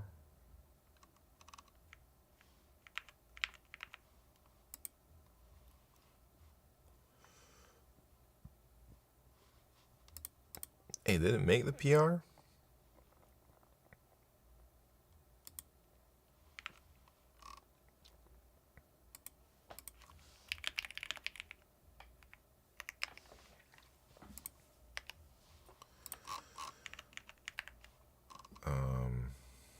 All right, let's try this dang loop again.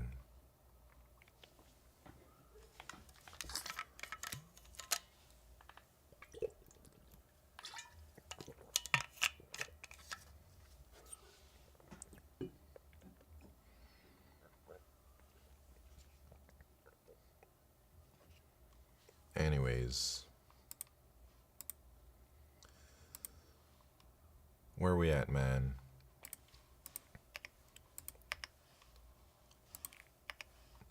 Oh, this issue in the top left.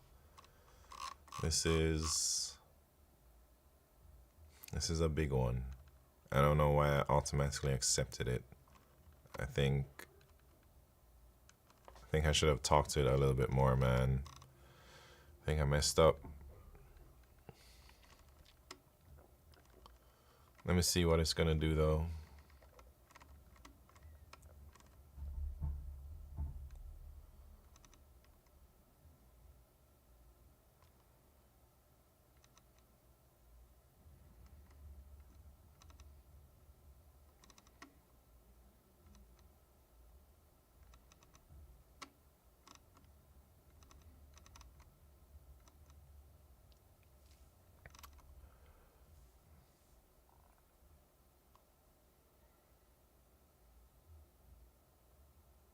Anyways, who knows? I don't know.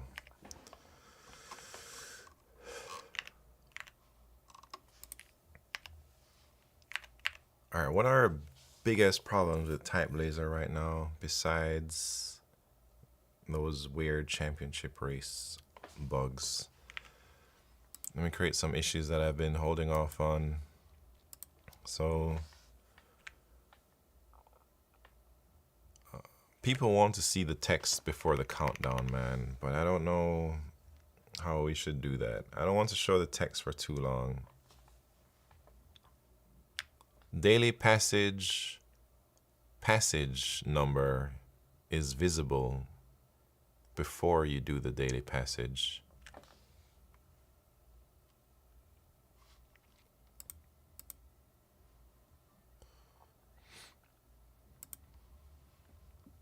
Been here since September. Steven Sagaball, what?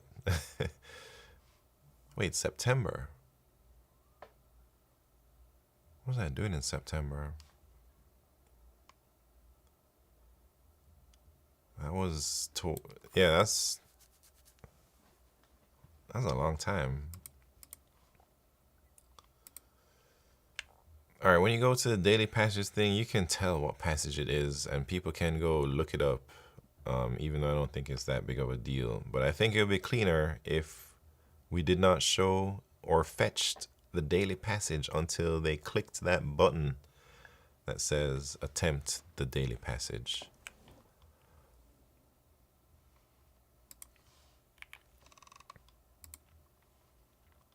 Click his name, you can see follow date. Yeah. I guess Steven Sagaball is surprised because he hasn't seen your name last year. I don't know.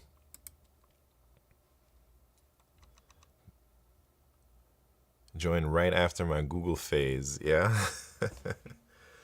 No, I still at Google in September, man. My last day at Google was November something. But I think September was like around my last stream in New York.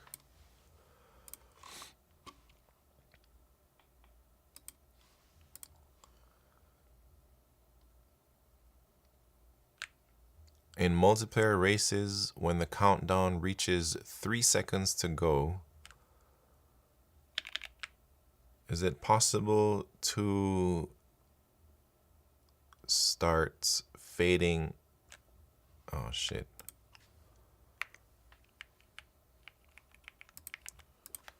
Show text.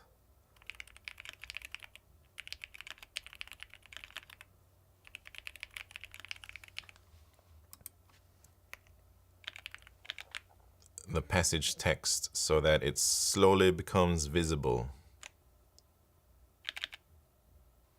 And I guess slowly fading out the countdown or something like that. Yeah, I had a hiatus from, I guess, if you want to see my streaming schedule or my streaming history, just look at my LeetCode profile. So I did like a couple days in September just to announce that I will be taking a break, I think. And then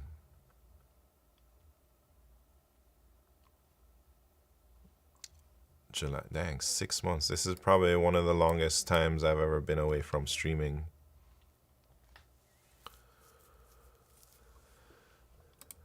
I started in 2019. No, I started LeetCoding in 2019. I started streaming on this day, June. I jump in and out depending on my work being insane or manageable, and currently is manageable, so I spend more time here. When my work is full bore, I vanish into Shadow Realms for everything. Dang. Yeah, this was when I started streaming June, and then I stopped sometime around here. I took a break. I got my offer from Google sometime in November.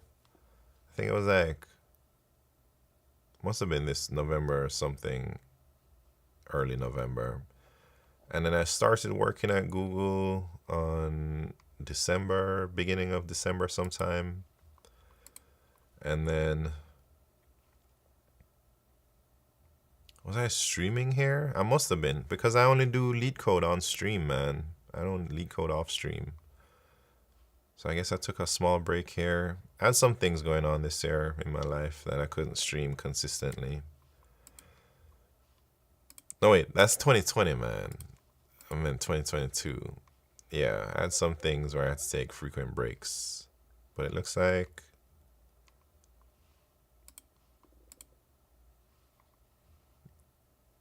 for most of the year I was streaming. Maybe 4 months out of the year I wasn't streaming for 2023.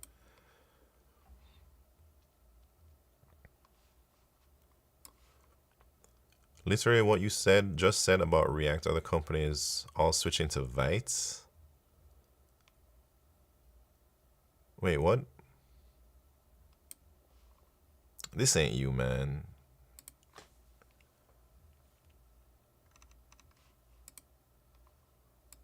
Oh, it could be you. It definitely could be you because this lines up with my grind, June.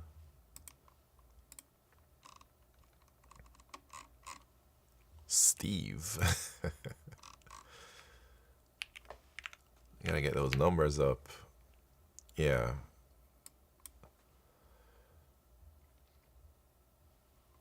We moved Railway's entire front end off Next.js. 2 PR, 0 downtime. Build went from 10 minutes to under 2.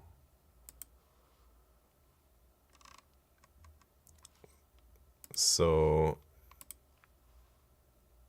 where did they go to? Hey, is Vite like Vue? I don't even know my front end stuff, man. I'm like literally clueless when it comes to these things. I'm not in the weeds, you know. I just kind of make weird decisions. Everyone running from Next to Vite. You're using, yeah, I mean, I see in my environment variables something about Vite this, Vite that. I don't know what the hell Vite is, man. Or if I'm even saying it right.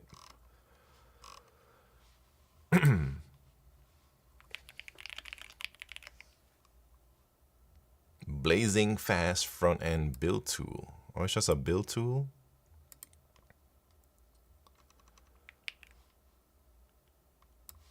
Will you give Keck a interview on stream, a coding interview? Man, if he wants, maybe, but I don't think he wants any coding interviews, man. I've been thinking I might start offering coding interviews for my viewers on stream, but not right now. Maybe after my Asia trip. Maybe sometime in the summer, like July, August, I might start offering that. Once I get TypeBlazer working, one of the things I want in there is like a co-op coding pad, something for like useful for interviews, mock interviews or real interviews, you know.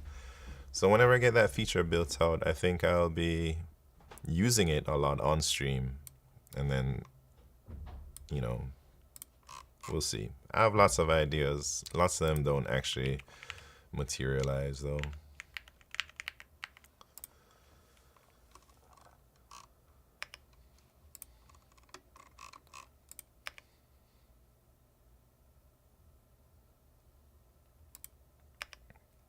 I already worked where you technically work.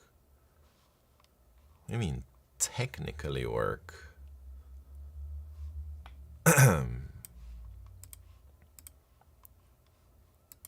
Yeah, search for Keck Lel in the people's directory. No, technically, he can find me. Yeah, I was like, what does that mean, man? Technically works there?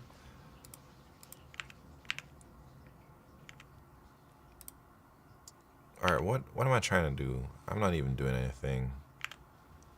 I gotta stay focused. Maybe I should fix some of these bugs. 1364 to 1369.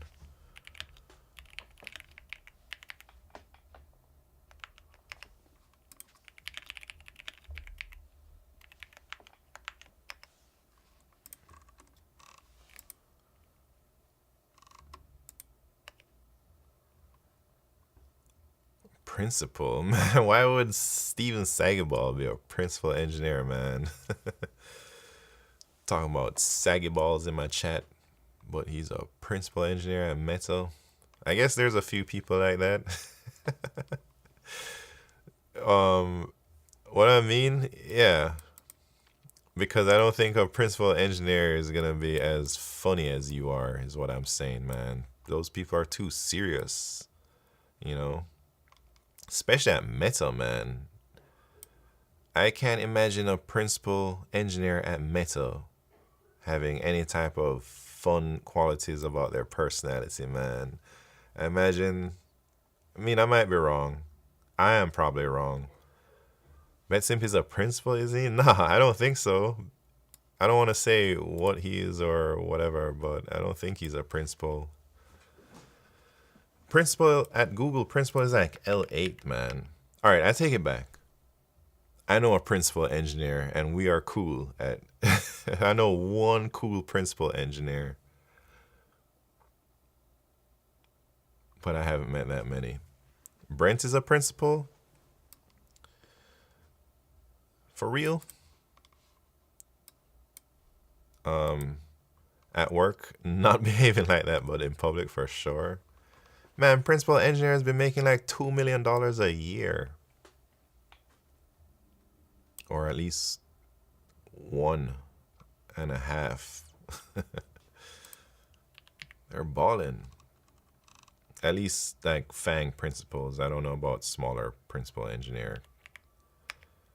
Maybe a principal engineer at like a smaller company goes to FANG and then get down leveled to like a L6 or like a staff or something, or a senior.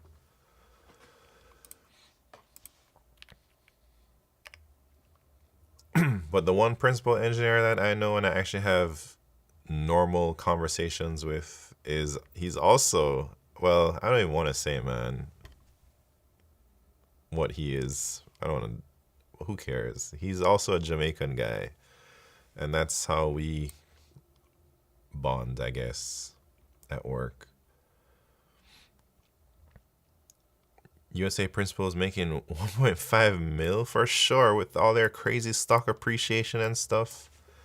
I'd say lots of them are making easily upwards of $1 million. I'd say, I mean, maybe not all of them, but the FANG, like Google Principal, Google L8s, and Facebook Meta L8s or whatever.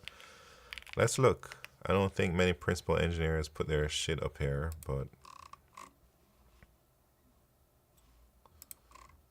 how do you print Jesus principal?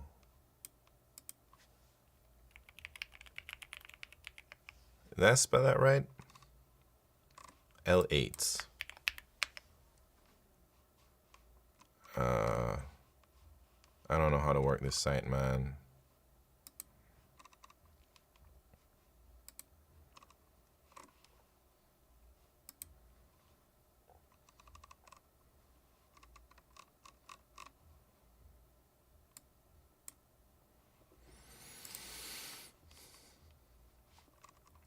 I swear, there used to be...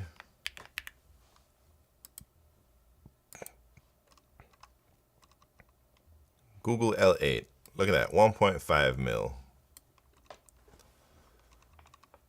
So 2 million plus for principals, man.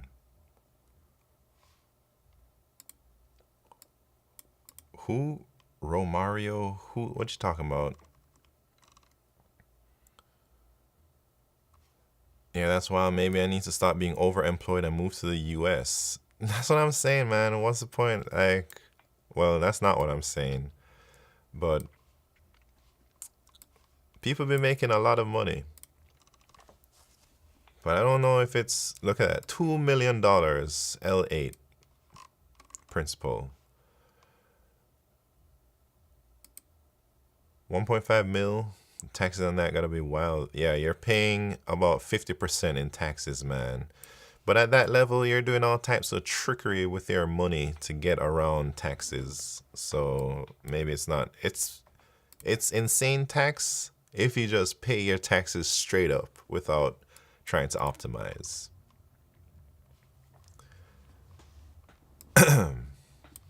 I'm sure they're doing crazy things. Anyways, this is why I had to go into Pomodoro mode, man, because I start talking about nonsense. What's yours, man? Steven Seagal's salary is public. Everybody knows what he makes because he works at a big company.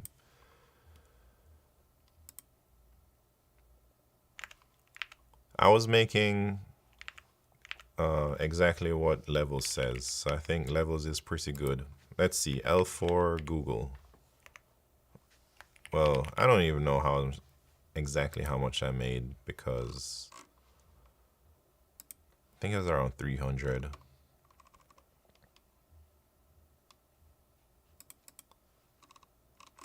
I don't know how to work. This site used to be easy to use, but now I feel like there's so many buttons. I don't know how to use it.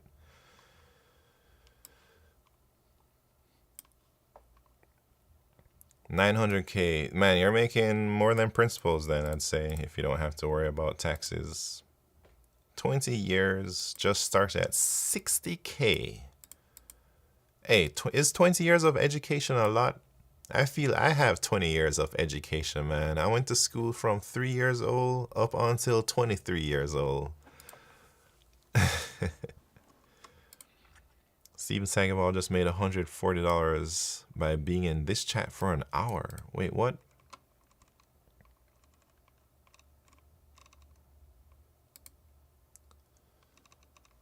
Oh, you guys are smart enough to get paid like that? Hey, DN Bull, I promise you, you are smart enough, man. I seen how you type. If you type 80 plus WPMs, I think you got enough processing power in your brain to do something. That's just no evidence, just a hunch I got. If you run in Coolify, man, if you self-hosted Supabase on Coolify, you can figure out whatever they're teaching you at Fang or making you work. I couldn't make this much money doing any other salary, not even working at NASA. Yeah, but I don't think tech salaries are nuts, man. I think all the other salaries are nuts. I think tech salaries are okay. And all the other salaries are like insanely low, you know? Like, who the hell is gonna want to teach these little kids for like $40,000 a year, man? That's insane. Or you can make that same money working at Burger King, man, or something. Or like so many, like, all right, I did mechanical engineering. I was an educator for 8 years. DNBO, that's what I'm saying. Like, it's crazy how low other salaries are. I can't imagine doing anything like that for a long time. Especially, lots of these companies are making a lot of money, man. Perhaps more doctors, engineers aren't making these. Hey, doctors are getting paid. I have some doctor cousins, and they make way more than anything that I know. And my cousin is a doctor, and she married a doctor, and combined, I guess they make like $2 million a year. Man, 500K for a brain surgeon is low. I was a band teacher at high school, so I was making more than regular teachers, but nothing like tech salaries. I guess USA doctor salaries are warped compared to Europe. Are you guys all in the US? Those salaries are insane. I just revealed where I was last night. I don't know if you guys, if everyone is here, but I'm in Canada right now, and Canadian tech salaries are about half of the US. But good thing I'm not trying to get a job, so I don't have to worry about that. Docs get paid well after hella debt. Surgeons have wild debt? What do you mean? Oh, like for schooling? Yeah, but man, they do one operation and they pay their debts off 10 times, you know? I'm in Canada, yeah. I thought you're in New York. Hey, I used to be in New York. I told everyone I left. I moved out of New York and I moved somewhere else. Is tax? I don't know anything about taxes in Canada, man. This is like my first time living here as a real adult. Do you know who's that? I don't know who that is. Oh, I missed it. Your job was. I used to work at Google in. I used to do infrastructure, C++ work, working mainly with policies and regulations and stuff, keeping Google compliant with all those laws. Well, you did good with your background because it looks like you were in New York. Yeah, I guess I have the little brick wall. It's not real wall, it's just a wallpaper. You get free healthcare. Yeah, I think I gotta apply for that stuff though, since I just moved here. Toronto, I am not in the city, but I'm in the area. I'm in Ontario, near Toronto. It's been a few months, and I only revealed it because every time I go to some dang website, it always doxes me. I don't know. I guess no one realizes, but every time Steven Sagaball links a dang Pokemon card or something, it shows like Canadian dollars, or if I search the price of a card, it shows eBay Canada. Is it cheaper to live there? Yes, it is cheaper than New York. If you live there long enough, you're going to start saying sorry to everything. I already do that, man. So I was paying in New York. I was paying $3,200 for rent for maybe 1,100 square feet.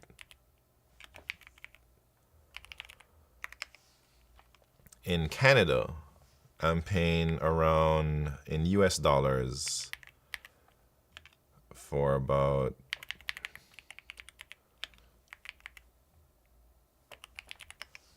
so it's a big difference in price for me, man. I pay $2K a month for 2 beds on Long Island. I was in Queens for $3,200 for 3 beds, 2 bath. You still should have gone to Japan if you could have. Yes, if I could have, I would have gone, but I had some issues with visas for my stepchild. So it didn't work out, unfortunately. And they were also changing the laws where they would make it more difficult to get the visa because you need a certain level of Japanese proficiency. And they were raising the amount of money you need to bring into the country. They were raising it 6 times the amount. So when I started the process to move to Japan, the requirements were like, you just need 35,000 US dollars and you're good for the year. But now they're raising it so you need $200,000 for the year in your business. And then that's when I noped out. I was like, I ain't that rich, man. Y'all getting rinsed for rentals? Yeah, that's what I used to pay in Chiang Mai. I paid like $400 for a 4-bedroom, 4-bathroom house. Do you have family? Yes, I do. 5-bed pool sauna, bumping. Yeah, in Chiang Mai, I was paying $400, 4-bedroom, 4-bathroom, and it wasn't a fancy house, but it was a big house. All right, this is why I had to go back to the co-working thing, man, because I start talking too much. Let me at least look at my agents while I'm talking. And let me see if this thing,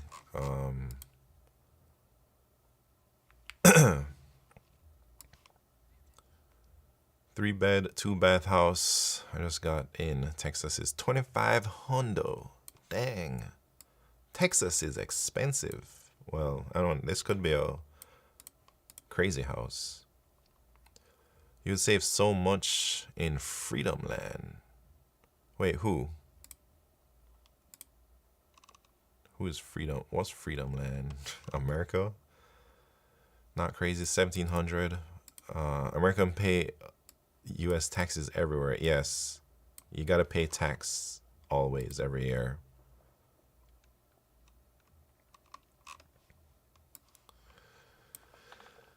All right, so yeah, America not free. Tax, at least it's harder to be financially free. I don't know, Keck is making 900. He says he has like 4 jobs and they're all in British pounds. So if he makes like 100K pounds per job, it's like 400 or 500K. But he also says he works 18 hours a day, 5 days a week, man. And I don't know if I want to work that hard. I guess I do want to work that hard, man. But I'd rather put that work towards something that's mine. All right, maybe he got 5 jobs then. I don't know. All right, does this handle merge conflicts?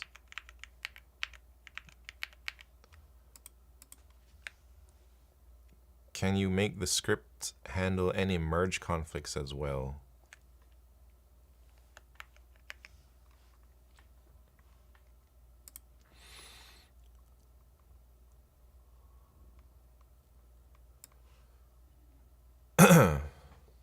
Is it hard to get a job in the US when coming from EU?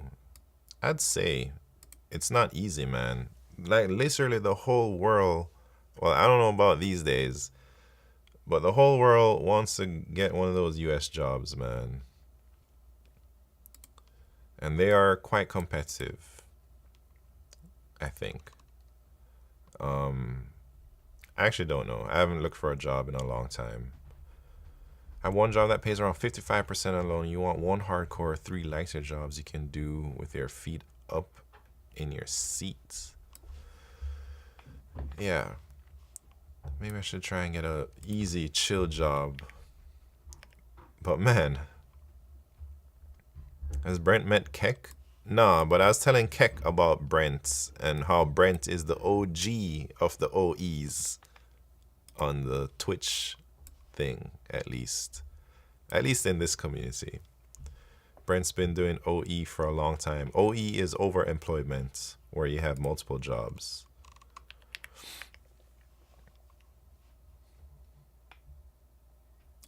The only time I had multiple jobs was when I was working at delivering Chinese food, and I was also a photographer from a school newspaper, man. Or something like that. I don't remember, actually.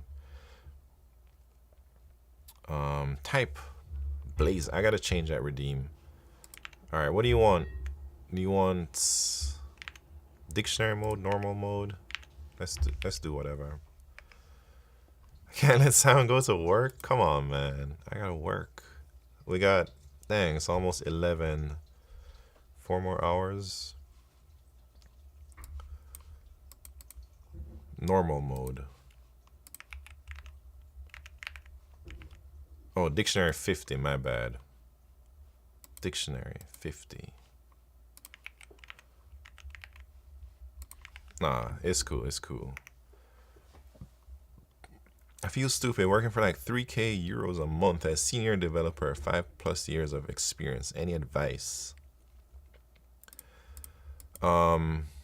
Yes, I'd say if you want one of these fancy jobs and you want to stay in Europe, you gotta either think about moving to Zurich or to London, and you gotta work at one of those US companies in those locations if you want the big bucks. At Google, I know they hired a lot of people in Zurich, and the Zurich pay was very similar to what they get paid in New York.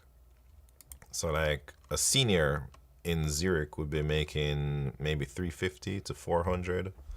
No, maybe like 350. I think they get a little bit less because they don't get as much stocks. All right, you guys ready? Those cities are so expensive, yeah. Won't cost of living just negate that? I don't think so. some of it, but I still think you come out more.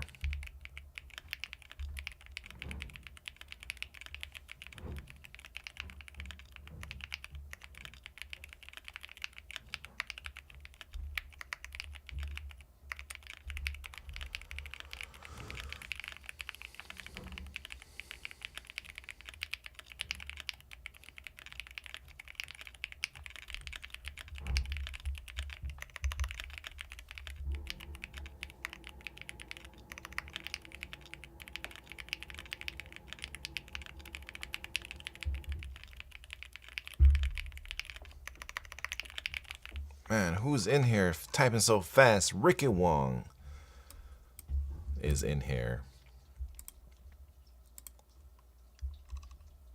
80K after taxes, like 45K? That's crazy, man.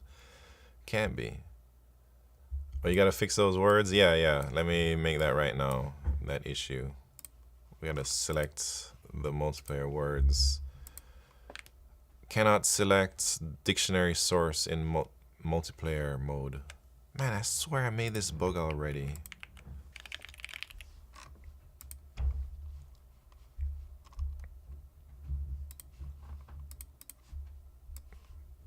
Man, let me see what y'all saying though. Ricky Wong is, yeah. I know many people in Europe making $3,500 a month in Europe. Is this good? Man, I'd say that sounds alright to me. But where in Europe is big, man? Like, are we talking about in Poland? Or are we talking about in like somewhere else? Berlin, London. Well, London ain't in the EU anymore, but it is in Europe, right? Started in engineering. Wait, what? Missile defense. Hey, program, welcome. All right, let me look at these bugs. Yeah, here it is. So let me close this. This is a dang duplicate, man.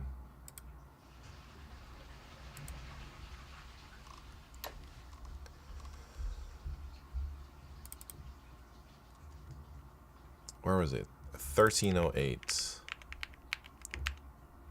All right, guys. You guys trying to distract me a little bit too much now. I need a new terminal. Let me get at least this bug being worked on. Everywhere outside the US pays bad, doesn't it? Man, Zurich pays all right, I think. And I mean, not even everywhere in the US. I'd say the Bay, New York, and Seattle. Japan, man. One of the biggest reasons I wanted to move to Japan is because you can hire a dang senior engineer for like $30,000 a year, man. Japan is like real bad with the salaries. But things are cheap. I was paying like $300 a month in rent when I was living there. The work ethic is horrifying. The perceived work ethic is horrifying if you work for like a Japanese company. But if you work for like an international company there, I don't think it's as bad. Japan is definitely cheap, man. You're wild for saying it's not. I mean, for sure you can find expensive things, but on average, it's a lot cheaper than in the US and many other developed countries.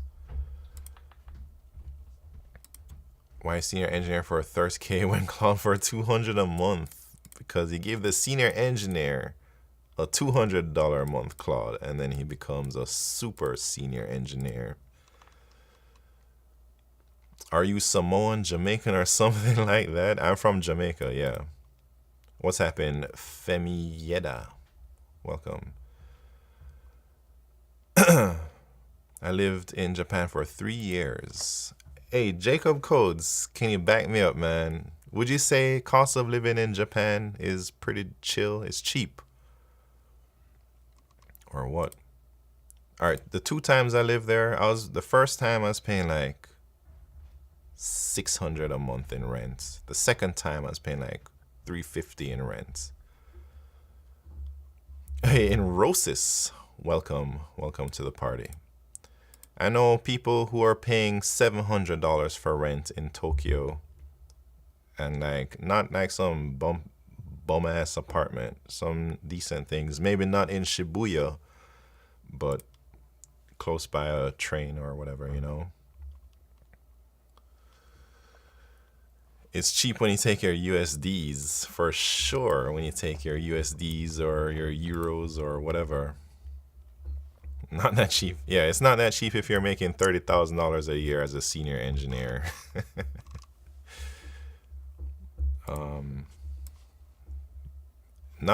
I mean, food is cheap too. I could easily eat a meal for like $4 over there, $4 US. Maybe if I wanted to spend a little more, I could get fancier food, but I'd eat a nice sushi thing for like 600 yen, you know, like a sushi set. Big ramen bowls were like 450. Yeah, things are cheap, man. Nah, I was eating some of the most gourmet tuna. It tastes like Michelin star tuna, but it's $5 at the train station.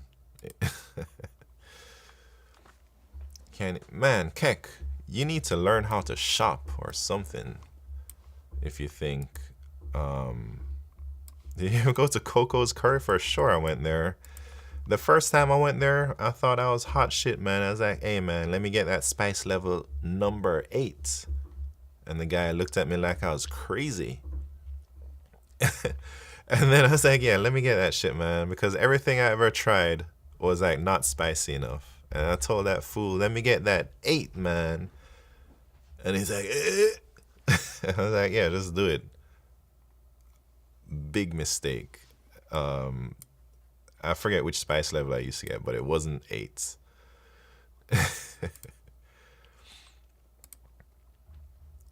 I still think Keck is in Thailand for the femboys. Hey, maybe. It's all good. Garlic naan. Yeah, but hey, you can get garlic naan. Oh, I don't remember garlic naan at. Hey, some of the best Indian food I've ever had was in Japan. I don't know why, but maybe because it's so close to India, or maybe lots of Indian people move there. But man, easily the top 2 or 3 best Indian foods I've had was when I was living over there. They have a Coco's in Dallas.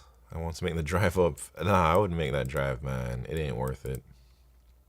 I remember seeing an Indian place in Japan. They got so many. I used to go to this one little stall that had an Indian guy running it, and I'd go there like every week.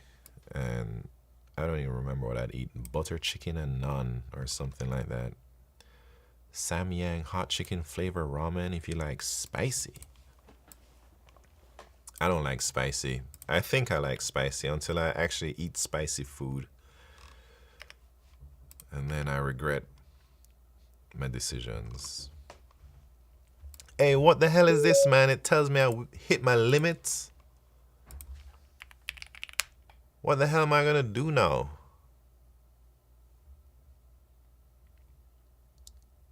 Yeah, we just talked about this, man. I've never hit my dang limits until the last 2 weeks. Yeah, this is whack. Super whack, man.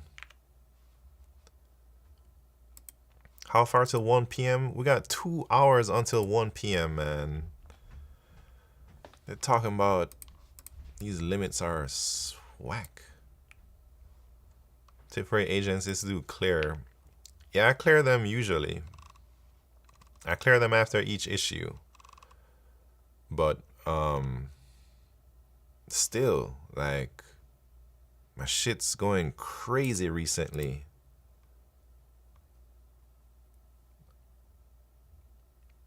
Some predictions were right. It will get costlier, yeah.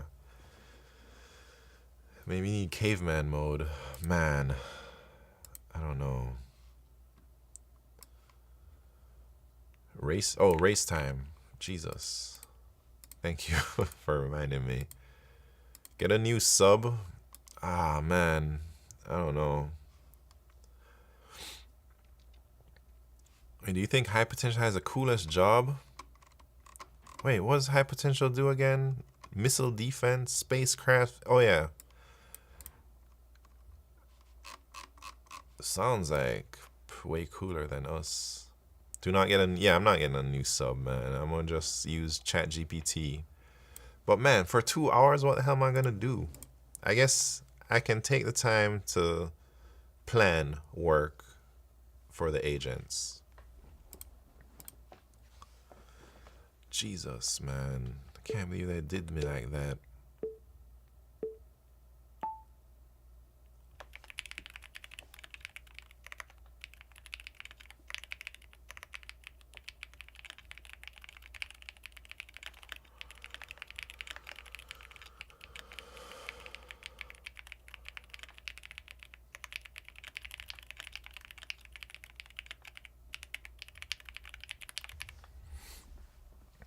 Man, I'd say based on my usage, the limits are at least a third of what they used to be or something, maybe half. I build a swap function. When you hit cap, just type swap and it bounces to codecs. Wait, what? I don't know. What's your motive behind grinding leak code, by the way, when the building happens with agents for you? The motivation is easy. If you want one of those high-paying US jobs, you got to pass a leak code round. Maybe 5 leak code rounds before you get that sweet, sweet paycheck. And I'd say that is the motivation right there. $350,000 a year for just solving some algo problems. I prefer when I was at APL. I don't know what APL is. The lab that did New Horizons, I see, and Parker Solar Probe, among many other things. Trying to get back to one of those big labs. I don't envy tech workers. Build a workflow that allows you to swap all your Claude over to OpenAI with a single command. Yeah, I see. But I don't know if... Maybe I should like watch my usage more closely now. Git channel, what's happening? I wouldn't do great in a test and an interview like that. You gotta practice. That's why people grind leak code, man. Yeah, I think I've been hitting these caps. Wait, when did that window start? It's a 5-hour window. So I started exactly at the beginning of window at 8 a.m. and it took me 3 hours of light vibe coding to hit the session limit, man.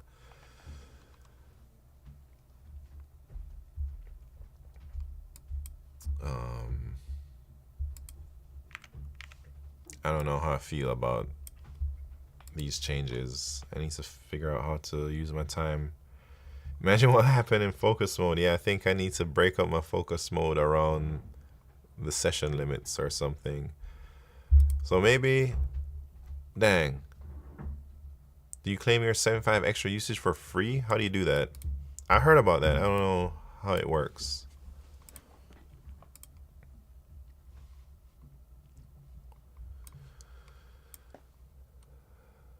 Miggy Dev, what's happened?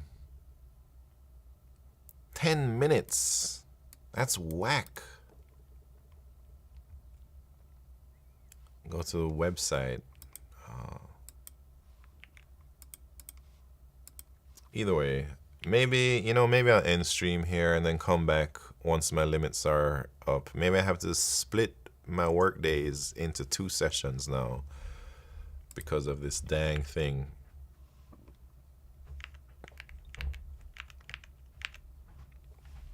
Because what the hell am I going to do? I'm not going to twiddle my thumbs for 2 hours while Claude comes back. I can't even code it. I don't know how to code anymore, man. Yeah, I'm doing the free 75 now, Keck. And then if that allows me to make it until 1 p.m., then we're good for today. So where do I look? Should I bring it over? I don't want to dox myself, man.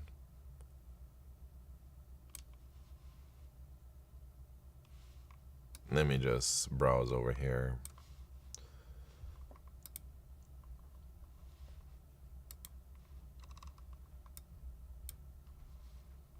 Usage. 200 and extra credits.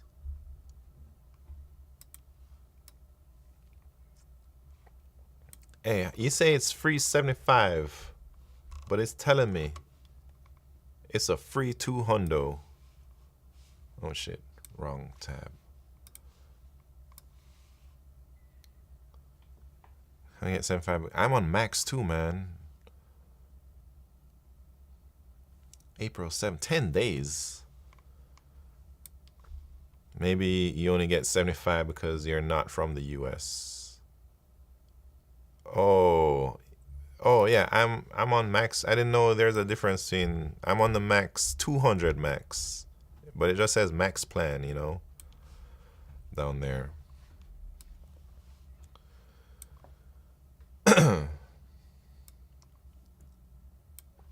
Oh, I see. Claim my credits. Oh, something went wrong, it says.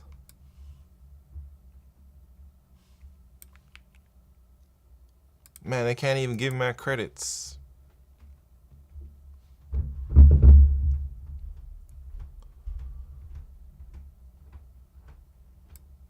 It's not working.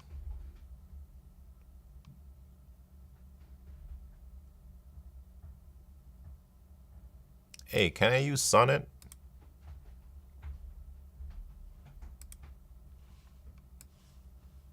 I don't know. Oh, it worked. It's applied.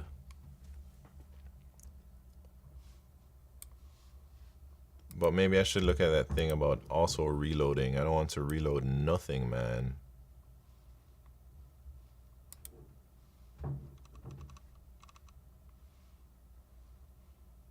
Oh, it's off. Also reloading is off.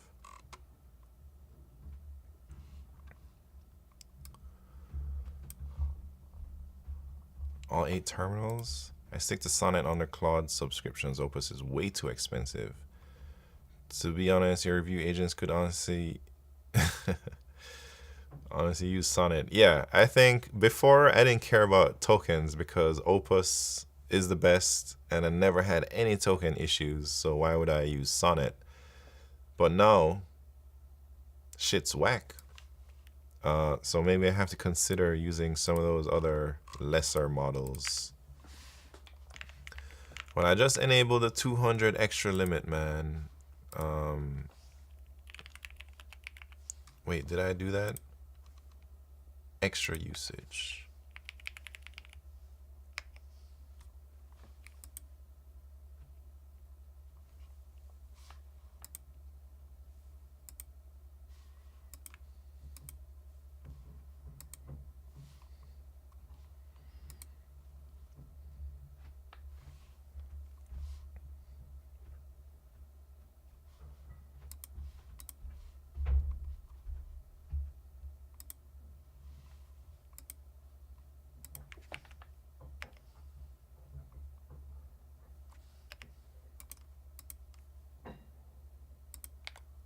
Man, this can't even do the thing, man. Everything sucks. Hide your keys, yeah. Keep a visual on your usage on screen when you're on the extra for yourself. When you go over it, it will charge you. All right.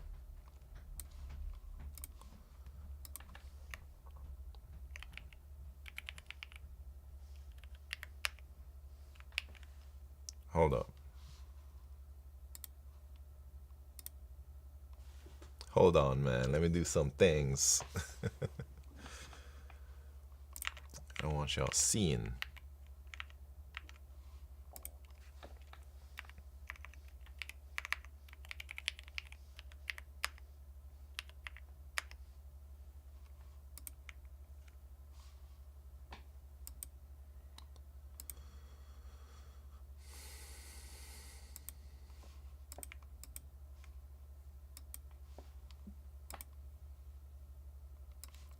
TypeBlazer mobile formatting is busted. Hey, Dylan, what's happening? Welcome. Yeah, I haven't done anything for mobile yet. I didn't think anybody typed on their phone, man. Like, typing races like this. And Stephen LF, good morning.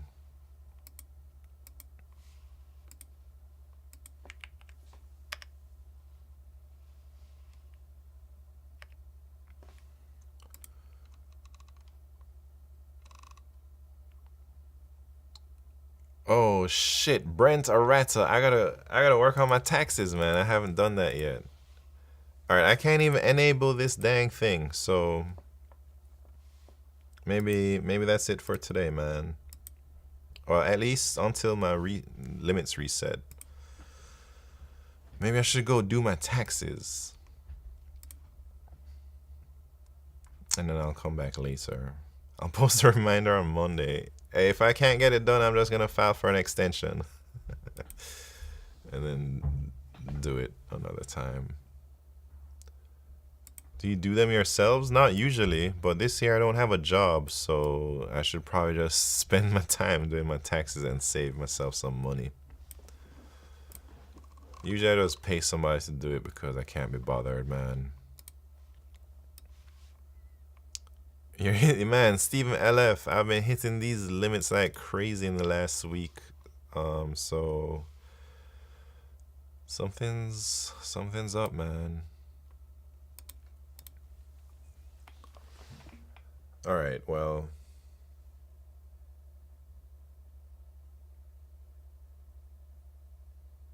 is that the end? You had a job last year, so taxes should be the same as the previous year.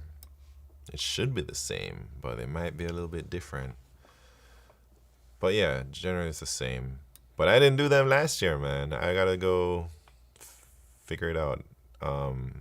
Maybe I just have Claude do my taxes for me. But anyways, I think I'm just going to end stream for now. Maybe I'll come back after 1 p.m. to do more work. Because this is whack. Literally just got a TurboTax ad.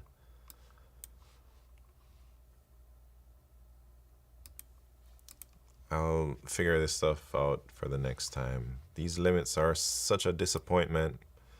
But I guess all good things must come to an end.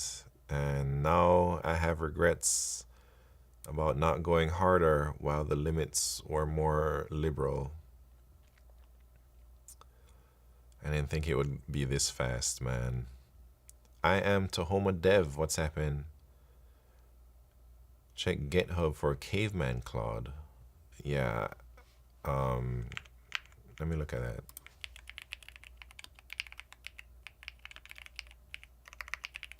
Oh, the caveman language. I think I've seen that. Where it talks like a dang caveman. Is that what? Wait, this isn't it. This thing? How am I doing? I'm not doing great, man. Anthropic has nerfed our limits, and I feel violated.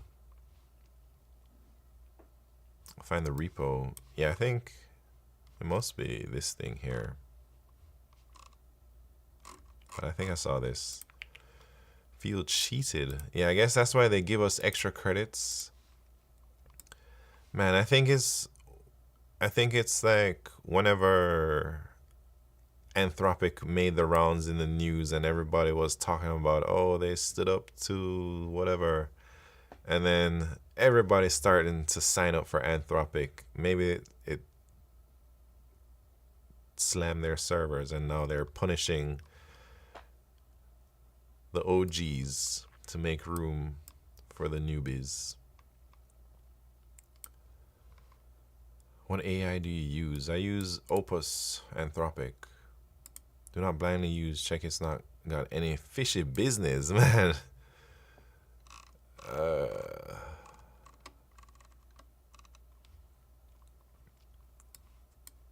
Interesting.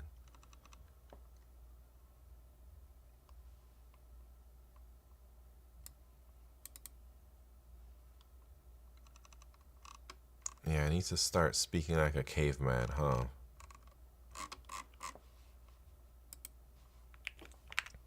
It's crazy. We gotta come up with these things. All right, I'll take a little short break. I'm gonna go eat lunch and relax for a little bit, and then I think I will be back for another session when my limits reset. But thank you very much, everybody, for tuning in, keeping me company, and talking about all types of nonsense. Let's go raid somebody. You guys want to hit Adam? Or well done. What's happened? How you doing? Hey, like your web, not bad at all. Nice retro design and everything. Consider mobile. Most youngsters type quite fast in there. Also, emoji typing challenge will be fun. Yeah, I think I do need to fix it for mobile.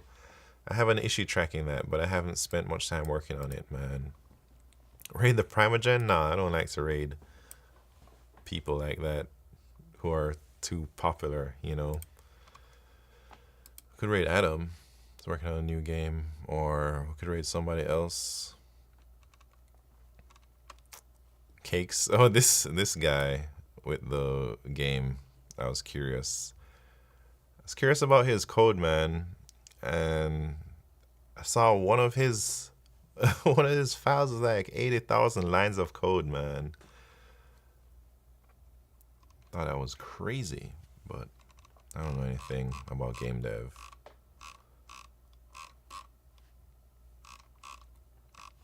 All right, what am I looking for? Vibe coders.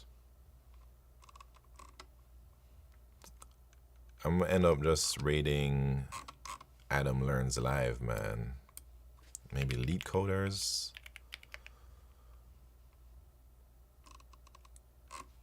All right, let's go hit Adam. Think this.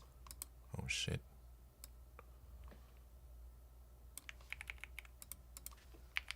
He just got on.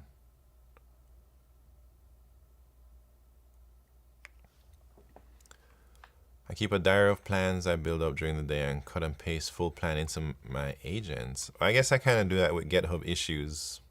And then I look at my things and sometimes I give it the issue, or I'll say, look at all the issues and tell me what you think. But that's how I use GitHub, like a diary. All right, everybody. Wrong camera. Thank you very much for tuning in. Claude has messed with my session limits, so I'm gonna take a break and come back. We're gonna go raid Adam Learns Live. He's working on his second game. Seems like he's had some nice success with his first game.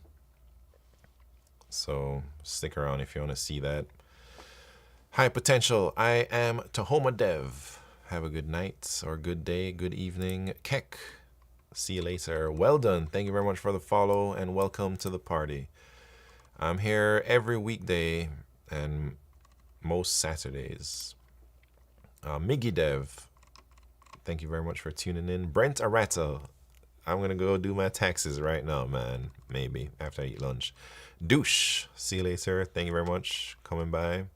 Git channel, Commanderts, and everybody who's lurking. Have a good day, man. DN Bull, Steven Sagiball, Jacob Codes, and everybody. Steven LF. I'll see you in a few hours.